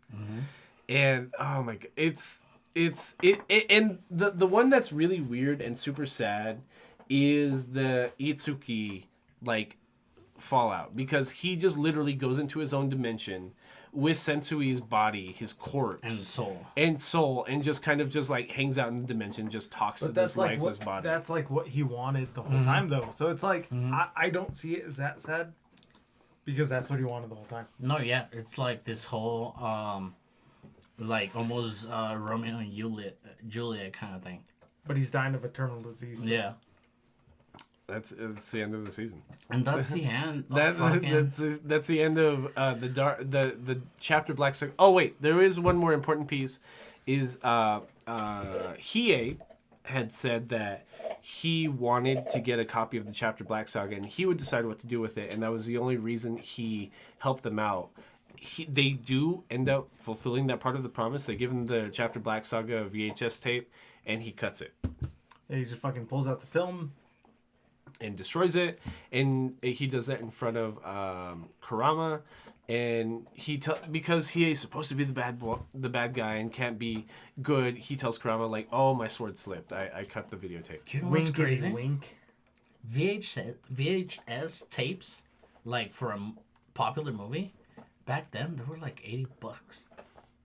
That's disgusting. Yeah, dog. That's the stupidest like thing. You having a VHS player meant that if you wanted to watch a VHS copy of something back then, 90s time, it was almost $80. Really? Yeah. I think that's what boomers miss about VHS too. It was like a go-to video device for like 15, 20 years that like you could bring like mainstream media into your home. like DVDs didn't last that long. DVDs lasted like 6-7 years. You know what I mean? Blu-ray came in, and that didn't last. And that Blu-ray didn't last at all because then just like the internet and streaming was like so good. Like, why would you ever buy a fucking Blu-ray? But you could argue like the technology was catching up so fast to like the social demands that like it was going to surpass it anyway. So that's why we have streaming services now. Yeah. Like Netflix was delivering DVDs before anything else. They actually they made an offer to Blockbuster to merge, and Blockbuster was like, "No, you guys are stupid." Dude, I love Blockbuster. Blockbuster was a was good time. shit. But any last thoughts? Do you have any last thoughts on this season 3 of YuYu Hakusho? I thought there were some really cheap write-outs, but the fights, because I'm such a fucking nerd for like overpowered shit, loved it. I thought it was amazing. It's still YuYu Hakusho is still my favorite anime. Like, even though there are glaring plot holes and glaring issues with it, I still love it. I'm a big fan of like 90s anime, so if we ever do like a Trigun episode, I think you guys in particular are gonna really like Trigun because it's so mostly well written. Yeah, I get that. And all of it ties in with each other so well. I think you guys would really, really enjoy Trigun, so I'm super excited for that one. I'm excited for that. I'm excited to talk to you either on mic or off mic about Hunter x Hunter once we get to it. I'm gonna start that soon. Probably actually tomorrow. I'm gonna start that. Drew, any last thoughts on YuYu? No, I think I spoke too much about YuYu Hakusho season 3, if anything. So I think that's a bit. That's about it. Do you want to do Nerd Down? Nerd down. Nerd down. Nerd Down. Nerd down. Cue me, bitch. 5. Welcome to the Nerd Down, where the nerds get down. We are still here with Mr. Roby Quintela. Yo. At the beginning of this Nerd Down, we do want to remind everybody to use hashtag Nerds for Refugees in an original tweet, Instagram post, or YouTube comment to be entered into our March giveaway. For every like and retweet, we will be donating to the Hope Border Institute of El Paso, Las Cruces, and Ciudad Juarez. And hopefully that, through a roundabout way, by contributing to a faith-based institute, will help us gain morality by helping refugees in our area. So, if you want some cool, hand-picked nerd shit for your sensibilities, please use the hashtag, and we will make sure that wherever the fuck you're at, all across the globe, that you get this piece of media. And we are having visuals now on YouTube, so thank you for our viewers. Please like, Press the bell. subscribe, click on the bell, the notification bell, and tell us and use the hashtag there too. Honestly, I was going through our analytics on YouTube the other day. We out of all our viewerships on the last episode, which is still like 13, 14, don't get me wrong, we have not had anybody watch more than 40 minutes of content.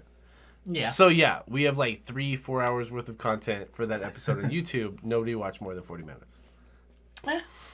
I mean, you either like it or you don't. You either type in your favorite anime and. But see, luckily- that's what I was talking about. What we're trying to make is like a community of people that are highly productive for us. Mm-hmm. Like when I'm giving the example of like somebody from Ireland downloading 30 episodes. We need that, but for our YouTube, which we still don't have. But we're still really early on to our YouTube career. Like we have like a dozen or so videos on YouTube, but they're just like audio recordings. They're just the audio with like a blank face, like video format on our YouTube. Mm-hmm. And hopefully you guys like seeing our dumbass faces talking about anime. So This upcoming week, we will be watching season 3 of the monstrous mainstay that is Attack on Titan.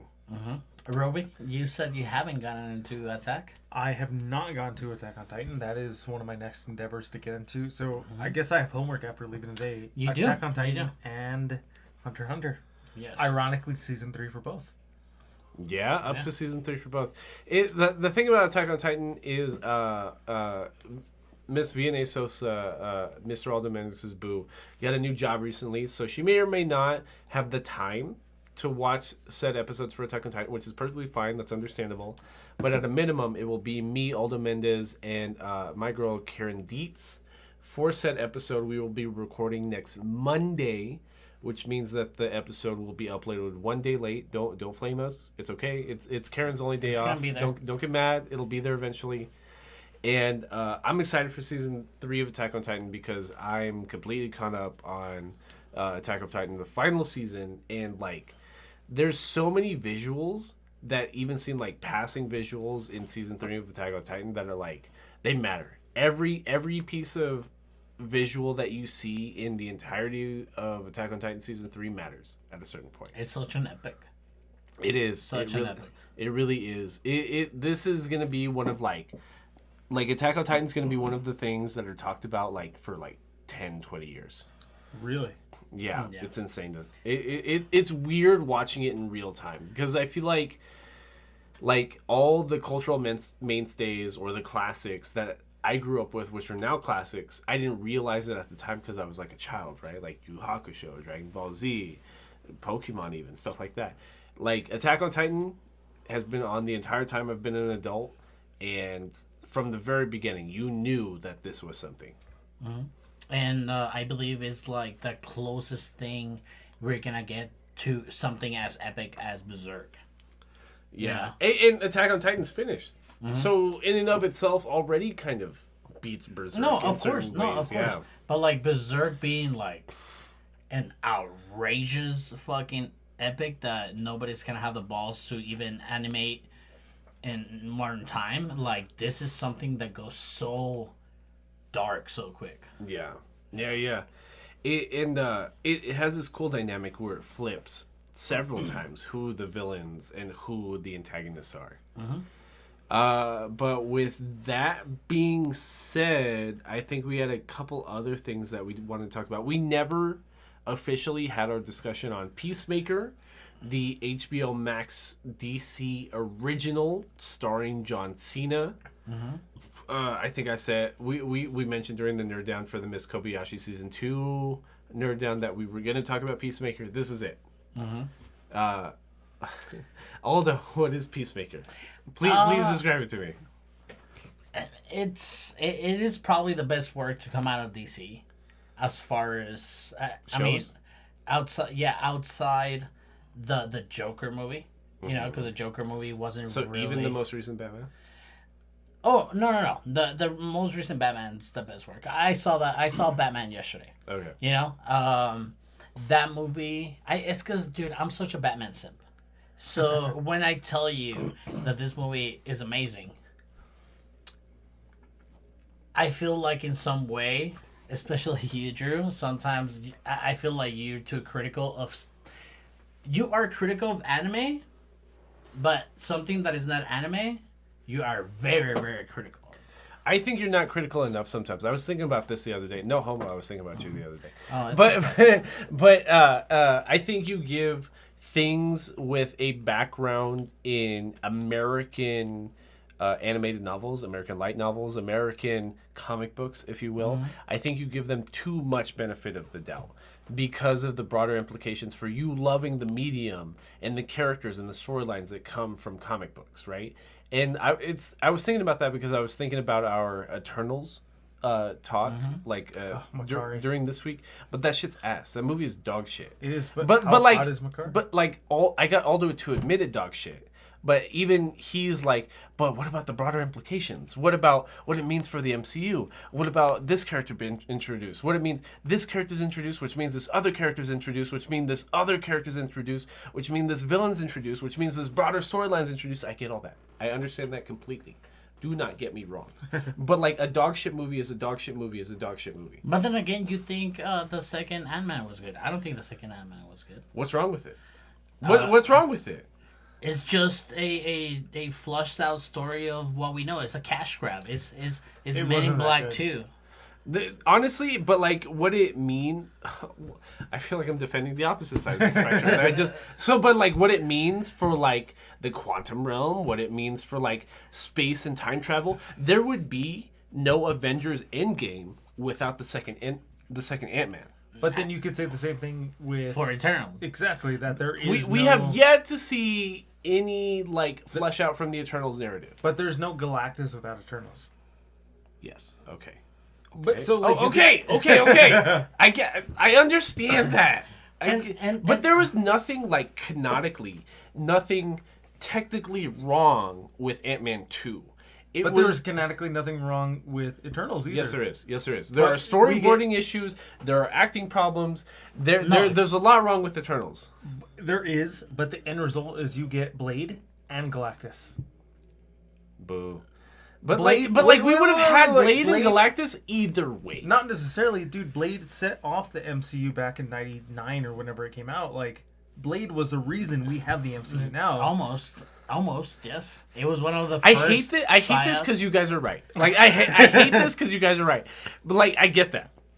I get that. But the same reason you're defending Ant-Man 2 is the same reason why Eternals isn't that bad.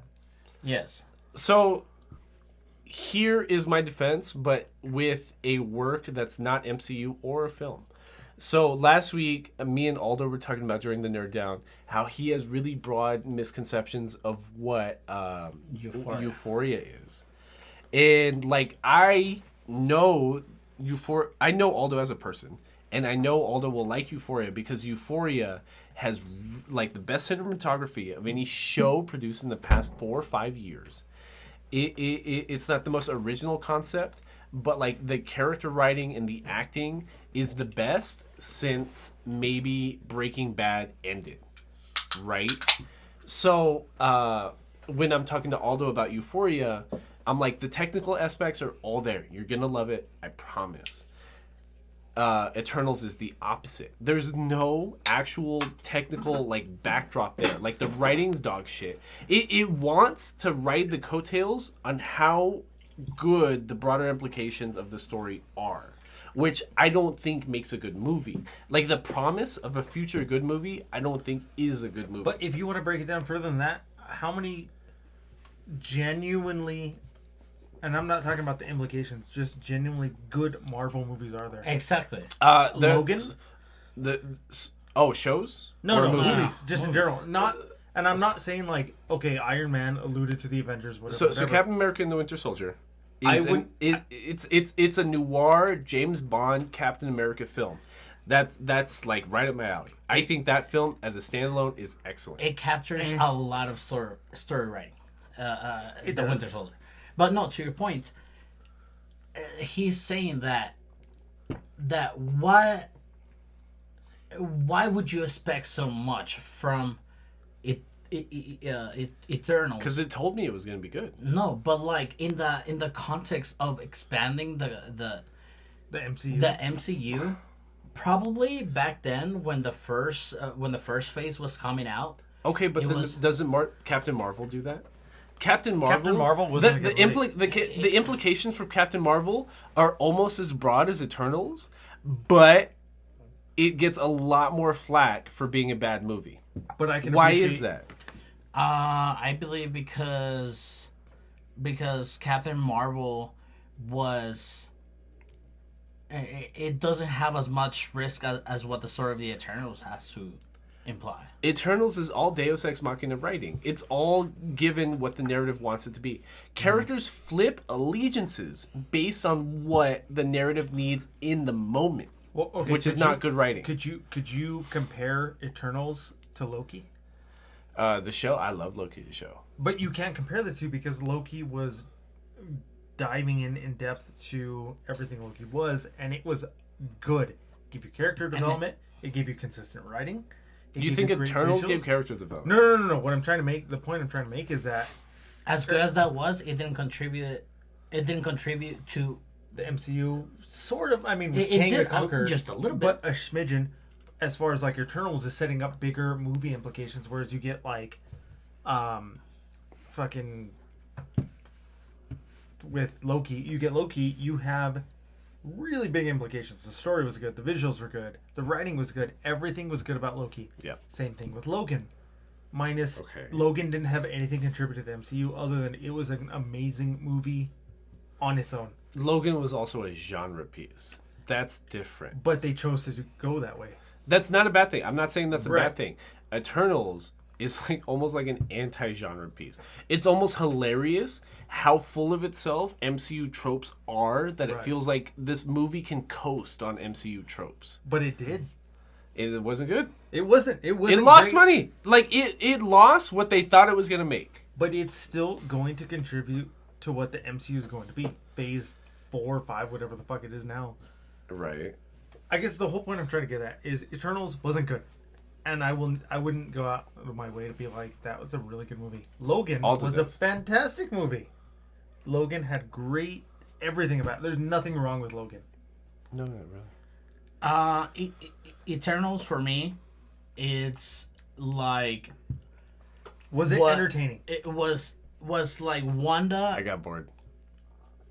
Was like Wanda is to me as far as like setting up something. Right. WandaVision was fucking I think shows are more fun because you can spend the week in between episodes being like, oh, what did that mean? What did this Right. mean? What did that... Like, Eternals, you spend 3 days after the It movie could comes definitely out... been a show. Yeah, you spend 3 days after the movie comes out, like, analyzing it and explaining what it means for the greater MCU. And then after that, you never talk about it again because it wasn't a bad movie. It wasn't a good movie. But then, like, even Falcon and the Winter Soldier, which was not a good show, got more discourse because it was a show. You know what I mean? You were waiting week to week to figure out what was going to happen next, to analyze what it meant for the greater MCU. Can't wait for Moon Knight. And Moon Knight's going to be crazy, bro. That's just gonna be really good. What Moon Knight means is like the opposite I was talking about of Eternals. Like, No, it's the same thing because we got Blade at the end.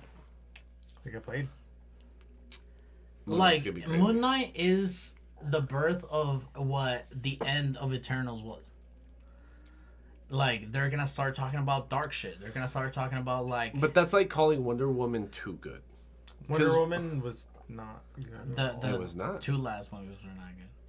The first one was. The first one was the I'm a bit second and third. biased. There's no third. There's just the second. Oh really? Yeah. Wonder Woman and was the Wonder second? Woman. Oh okay. I'm a little biased because I've actually met and hung out with Henry Cavill. Uh-huh. You met and hung Have out? I showed you pictures of him? No. Well, Dude, he came to the gym. I love him in Man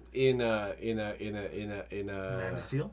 He's no, such a no, nerd. not Man of Dude, Steel. huge, Fucking huge fucking. what am nerd. I thinking of the stupid show, The Witcher? Yes. So good. Him Yo, and like- Witcher is, and I love that he loves The Witcher. He loves that role that he doesn't even want to cast himself in anything different. He wants to He be turned in. down Superman. He wants to be in this Netflix original show so bad that he's like, nah, dude, I'm sticking with The Witcher. Like Disney, I mean, that Warner Brothers money can go fuck itself.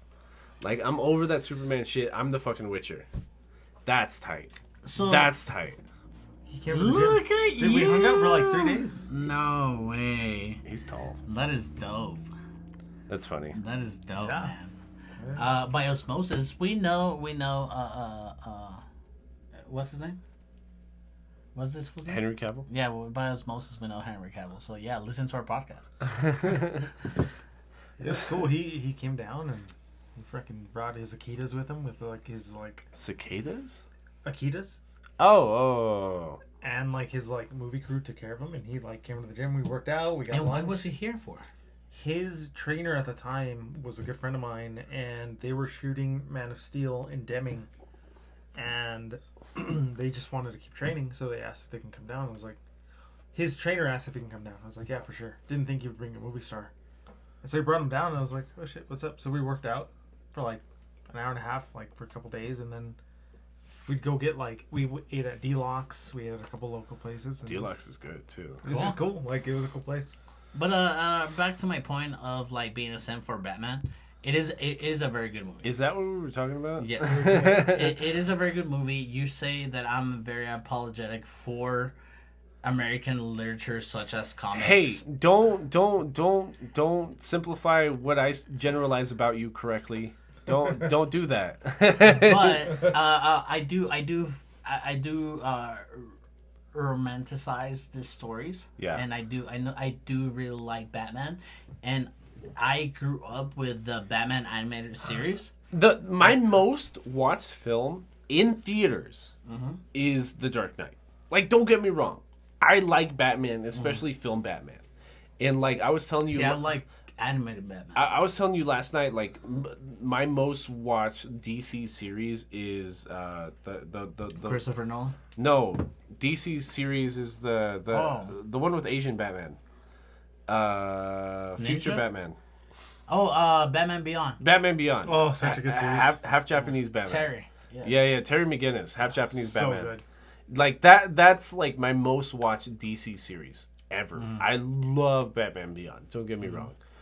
But like I'm excited to see how I feel tomorrow. I've seen generally good things. I like even the YouTube channels I watch that give air quotes spoiler free reviews. Like their only gripe is that it's slightly too long than it should be, which it's like how long has it been since we had like a Batman movie? You know what I mean? It's already been like 6 years. Not really. No we more. had a Ben Affleck as well. Fuck that. No, I'm not. Yeah, I'm not exactly. I'm not thinking about that. I'm not thinking about exactly. that. I'm thinking about The Dark Knight Rises, right? It's already been like Exactly. 6-7 years since The Dark Knight Rises. Exactly. So like I will put up with a 3-hour Batman movie. Like I want to see Zoe Kravitz drink milk out of a saucer.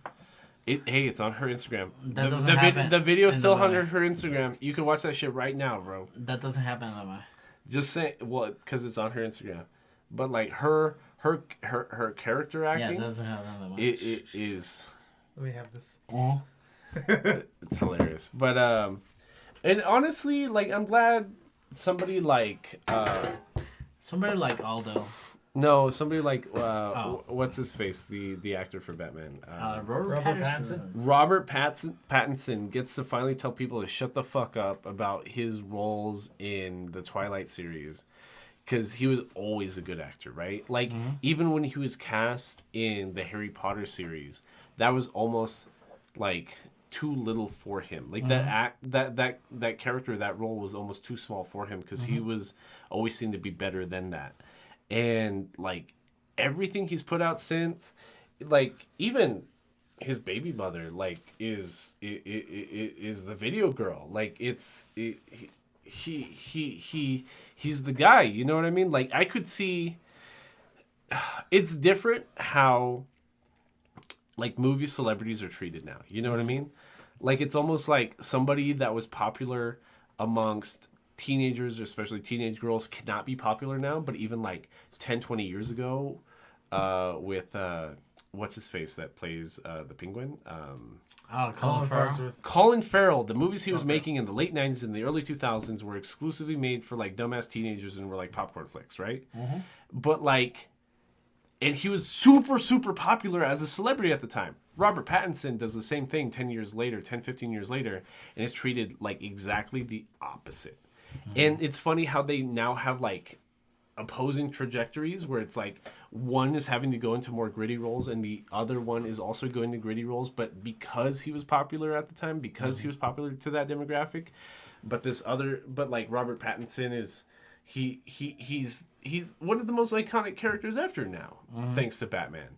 But he needed to prove himself in underground A24 films for like a decade to be able to be Lighthouse. the Batman. Well, honestly, one of the movies that I remember from Robert Pattinson, and I was like, really? This is the guy from Twilight? Remember Me? Did you guys see Remember Me? I don't remember that. No? It was a son of an executive who worked at the World Trade Center, and that was a really good fucking movie. The one I remember that I was like, this man deserves like at least an Oscar nomination was, what's the A24 film with the special brother? Good Time? Good Time. That shit was insane. That shit is an experience. That is an experience. If you think Uncut Gems is gonna bring your anxiety to 10, this shit brings your anxiety up to like 50. I think Uncut Gems does more because of the production. Like don't get me wrong, like Good Times has the directing, the story that maybe it should be more, but there's like certain cuts, certain music, dialogue and like story and like storyboarding in Uncut Gems that makes it more unsettling, which is a good thing. And like I'm glad you brought that up because like I'm pissed at like Julia Fox's current celebrity trajectory because I always wanted her to be famous because of Uncut Gems, but now I had her here. right, but now that like this Kanye West thing, and she's super annoying on TikTok, and she's showing up on podcasts and acting like it's like she's going out of her way to sound stupid and like approachable. Yeah, like a Kardashian speaking. Right. What? Like, I'm like, wow. Especially really? on a podcast like Call Her Daddy, which is like already such like a downward spiraling feminista like podcast. Like it's not on the up and coming like it was maybe 3-4 years ago, but it's already like falling off. And for her to tank her career on something like Call Her Daddy, and like she even like I've been following her on Instagram since Uncut Gems came out, and it was always just random things. It was like, here's my fashion photo shoot, which like seems perfectly She always reasonable. looks so like, professional. so professional. They dress her up. Oh, I'm pregnant. Here's my kid. Here's my baby daddy. Whatever. But now she's going out of her way to be weird because she's fucking Kanye West's muse or whatever the fuck she wants to consider herself. Even though they're together, not together. I was telling Karen the other day, it almost feels like a fake Hollywood relationship. That they Armas and fucking what's his name? Batfleck.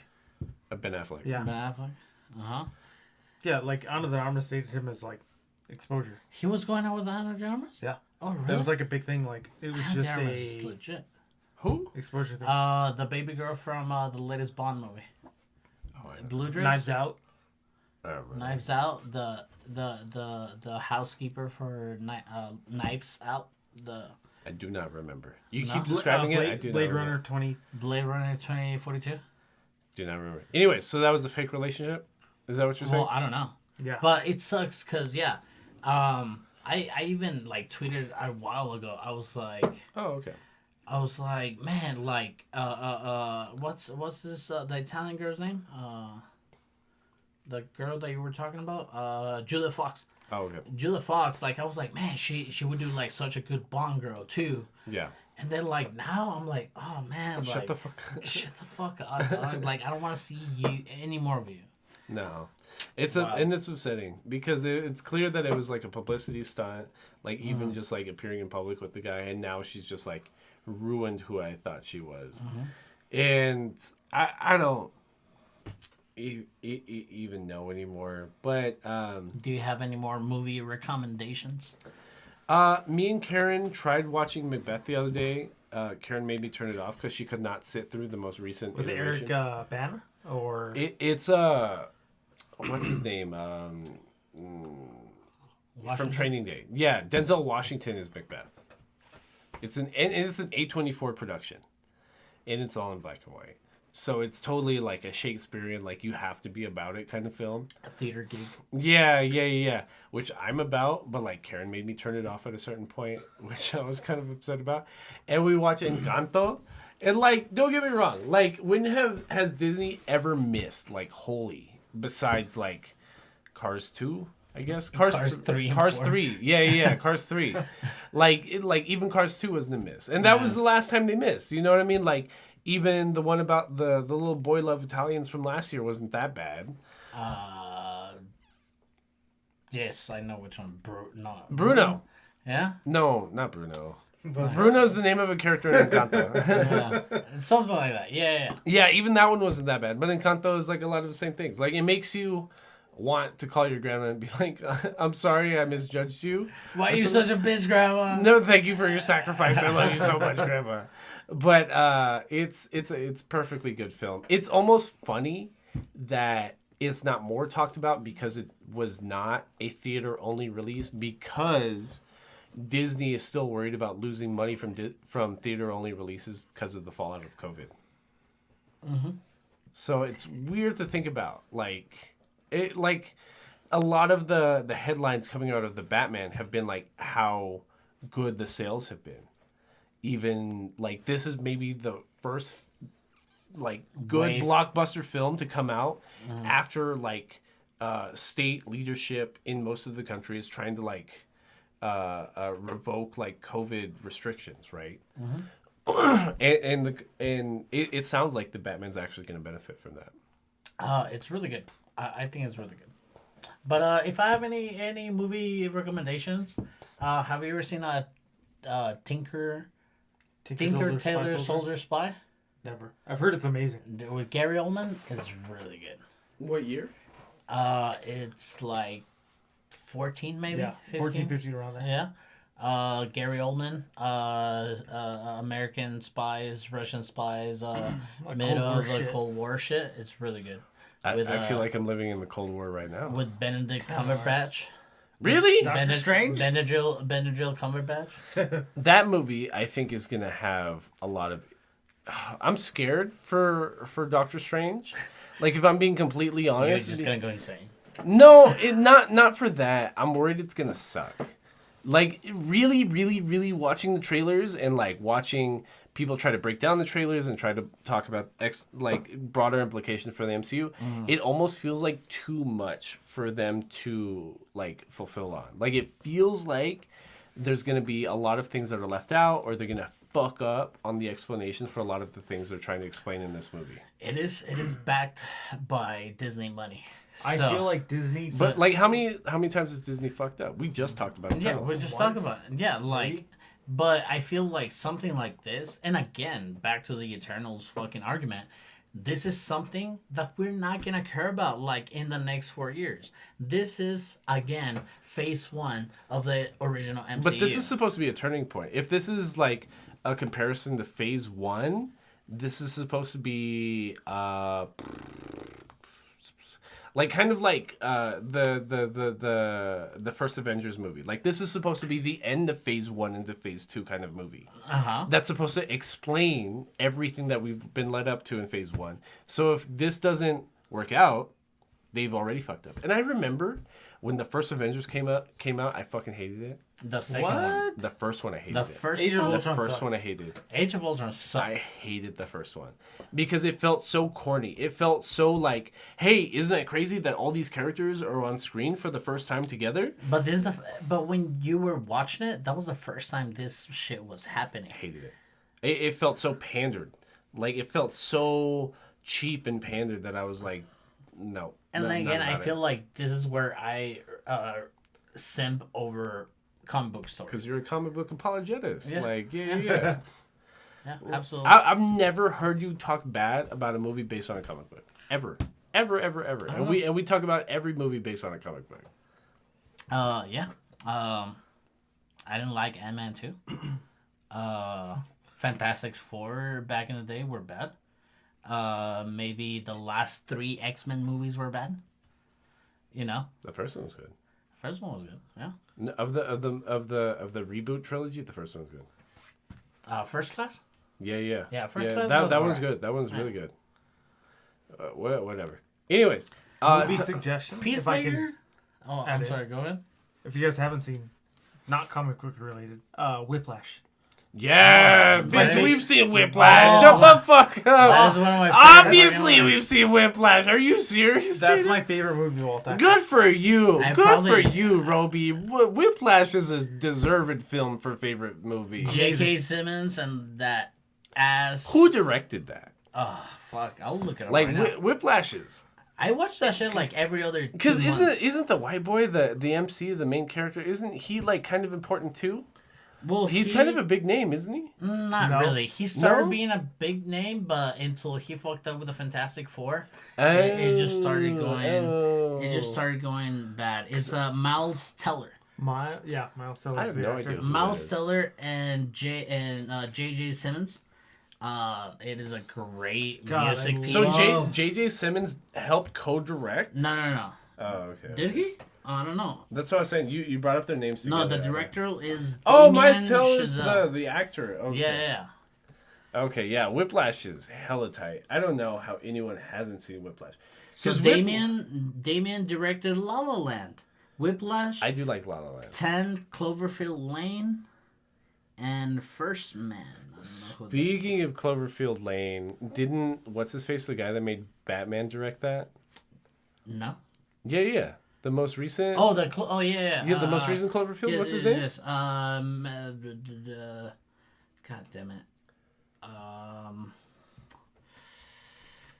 I have it on the tip of my tongue. Matt Reeves. Matt Reeves. There you go. Matt Reeves. Yeah, so Matt Reeves was the main director for Cloverfield Lane. Hey, man, you ever heard of that game like 7 Degrees? 7 Degrees? No. Yeah, like you can any celebrities you can basically make a roadmap that every celebrity is 7 degrees removed from everybody else, and we just proved that like Matt Reeves and Damien Chazelle are like 1 degree removed from each other because of Cloverfield Lane. Yes. Matt Reeves directed The Planet of the Apes, The Dawn of the Planet of the Apes, and Cloverfield. Yeah. The movie was great. What were we talking about before this? Whiplash. Whiplash is a great fucking movie. Yeah. It is. But again, it's like kind of like Uncut Gems where it's so anxiety inducing, like purposely. Purposely. But not as like the level of Uncut Gems. It's because Whiplash's music is so good, but it doesn't it does something different narratively where it gets your heart beat up and gets you excited for them to keep playing. The thing about Uncut Gems and the music and the storytelling is that like it's no passion. It's so uncomfortable that it's like I need you to stop. Like I literally need it to stop right now. The passion in Uncut Gems is gambling. The passion in Whiplash is like learning the music that you love. Right. You know, and like obviously, if you see a fucking like self-destructive being just gambling his way to his own death, you're like, please stop, Yeah, please stop. But you don't want to see them stop either. I didn't want him to see. I didn't want to see him stop. So, anyways, Peacemaker. We were talking about Peacemaker at a certain point. Yes. Again, I believe it's one of the best works to come out from Warner Brothers as far as still connected to the DC Ben Affleck. So we're just talking shows? Well, yeah. Not just talking shows, but it's something that is like the Joker and the new Batman are so detached from the DC EU. Yeah. That Peacemaker being super attached, being directed by James Gunn is really good. You know? Honestly, the James Gunn like directing and production part is like the most hilarious part of Peacemaker, if anything, because this is just like James Gunn really rubbing in the eye of the giant conglomerate that is Disney, just being like, look at this super popular show that I made for your opposing studio because you wanted to fire me preemptively without knowing the full situation. He's still doing Guardian of the Galaxy. They rehired him. They rehired him. But his contract with Warner Brothers Studio, like this was part of it when Disney first fired him. And we were talking about last week, the context is like they found old tweets which he talked about were like thrown away jokes from stand-up he was writing, which are like purposely offensive. And like Disney, like 3 hours over those went viral before like even probably hearing what he had to say, like just fired him and wanted nothing to do with his brand or his name.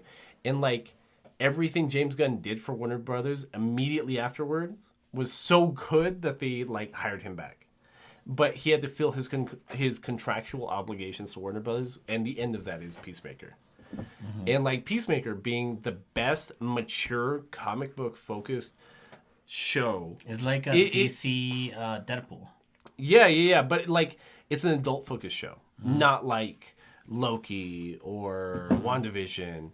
Like I'm sure that makes Disney jealous. Like they finally made a mature adult character that's not part of our brand. Like that must be infuriating. Yeah. And it's good. I mean, I don't want to. If you're gonna watch it, there's nothing to spoil, and it's in what it stands for. But the finale, to it, was good. We see a damaged person, from his youth, like overcome this malicious and manipulative father. He overcame white supremacy. and it's just a breath of fresh air compared to what we've seen. No, I agree. Yeah, it's really nice. I started Zelda. Majora's Mask? Yeah, I did. I forgot how it had started. Yeah. You know, you turn into this like bush boy. at the beginning. Do you feel like you're having to rely on like internet guides and stuff like that to know when to reset and stuff like that? No, dude. Like we've had this conversation before. My second language is English. When I was playing these video games, when I was playing Ocarina of Time, I wasn't reading dialogue. I wasn't reading.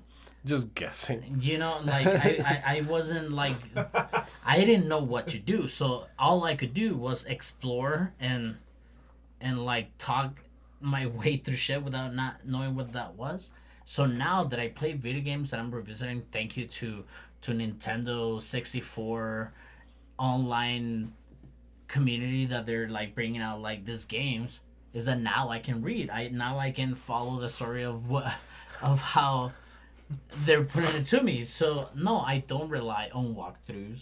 I recently beat Ocarina of Time, and only by reading dialogue, because it explains what you have to do. So even like puzzles or like the water temple, like you didn't look it up like at all. No, I just. That's impressive. I just like repeat trial and error, trial and error. But see, that's what I'm like. I feel like the older I get, the less willing I am to do trial and error, because I feel like the older I get, the more I feel like my time's valuable, and I'm like, I'm not gonna spend an hour. Want to see the end of this game? I feel like I'm not gonna spend an hour trying to find the solution when it takes me 30 seconds to find it. See, but then again, my time intervals to playing video games is different from yours, because now with my baby, like I can't sit down for 2 hours like consistently, right? So I will try for like 30 minutes, and I'm like, oh fuck, okay. So now like I need to put it down and do this, and then I'll revisit and then do something different and blah blah blah. So my 2 hours of gameplay happened in like a week or like in 5 days. Yeah. You know, so it's more like remembering what you did and not fuck up again. Anyway, so to that same point, this week I've been really getting into Nier Automatica, which is an RPG almost exclusively produced around the main girl character's butt. So she is it's like in the year 12,000, humanity has been deemed extinct by aliens that invaded from the moon and humanity's been extinct for thousands of years. But it's a question into what humanity is, right? Because if androids become so sophisticated that they essentially show human emotion, are they human? Like, do you still treat them in the same way? They still have wants, they still have needs. And that same point, like if machines, just flat out machines, like tools, like gain consciousness from like working on each other and gaining consciousness through each other by working on subspecies within each other, are they conscious? Like those are the broader implications inside of Nier Automatica, because it also makes you play through the same missions through multiple perspectives, through separate characters. You have to play through the main storyline a number of times just to even understand what it's mainly about. And I think that does it just about for our nerd down. At the tail end of this episode, I do want to remind everybody to use hashtag #NerdsForRefugees in original tweet, Instagram post, or YouTube comment to be entered into our March giveaway, so we can get you some hand-picked nerd paraphernalia for you to go ecstatic about. And for every like and retweet, we will be donating to the Hope Border Institute of El Paso, Ciudad Juarez, and Las Cruces. And that might be it. Please visit our friends over at TCG Battleground, over at the Zaraplex, over on Zaragoza Drive, over in Eastside El Paso. What else am I forgetting, Aldo? Is that it? No, thank you, Roby, for being here. Thank you guys for having me. Well, always a good time. Yeah, absolutely. Good time. Can't wait to come back for something, but I can't wait to come back. Trigun, probably. Trigun. Fucking Trigun, man. It's only 26 episodes. Mm-hmm. Have you seen it? No. Have you seen? No, I've seen like the I've first seen few it, episodes, but yeah. not like I saw it as Well, here and there. My thing is like Adult Swim shows were so hard to watch canonically because like you never knew if you missed it once. Yeah. you never knew when you were going to be awake at 4 a.m. It's 26 episodes. It's to the point. It's good. Just one season. Yeah, just one season. Yeah. Well, I think that's about it. This has been Between Nerds. Nerds. Nerds.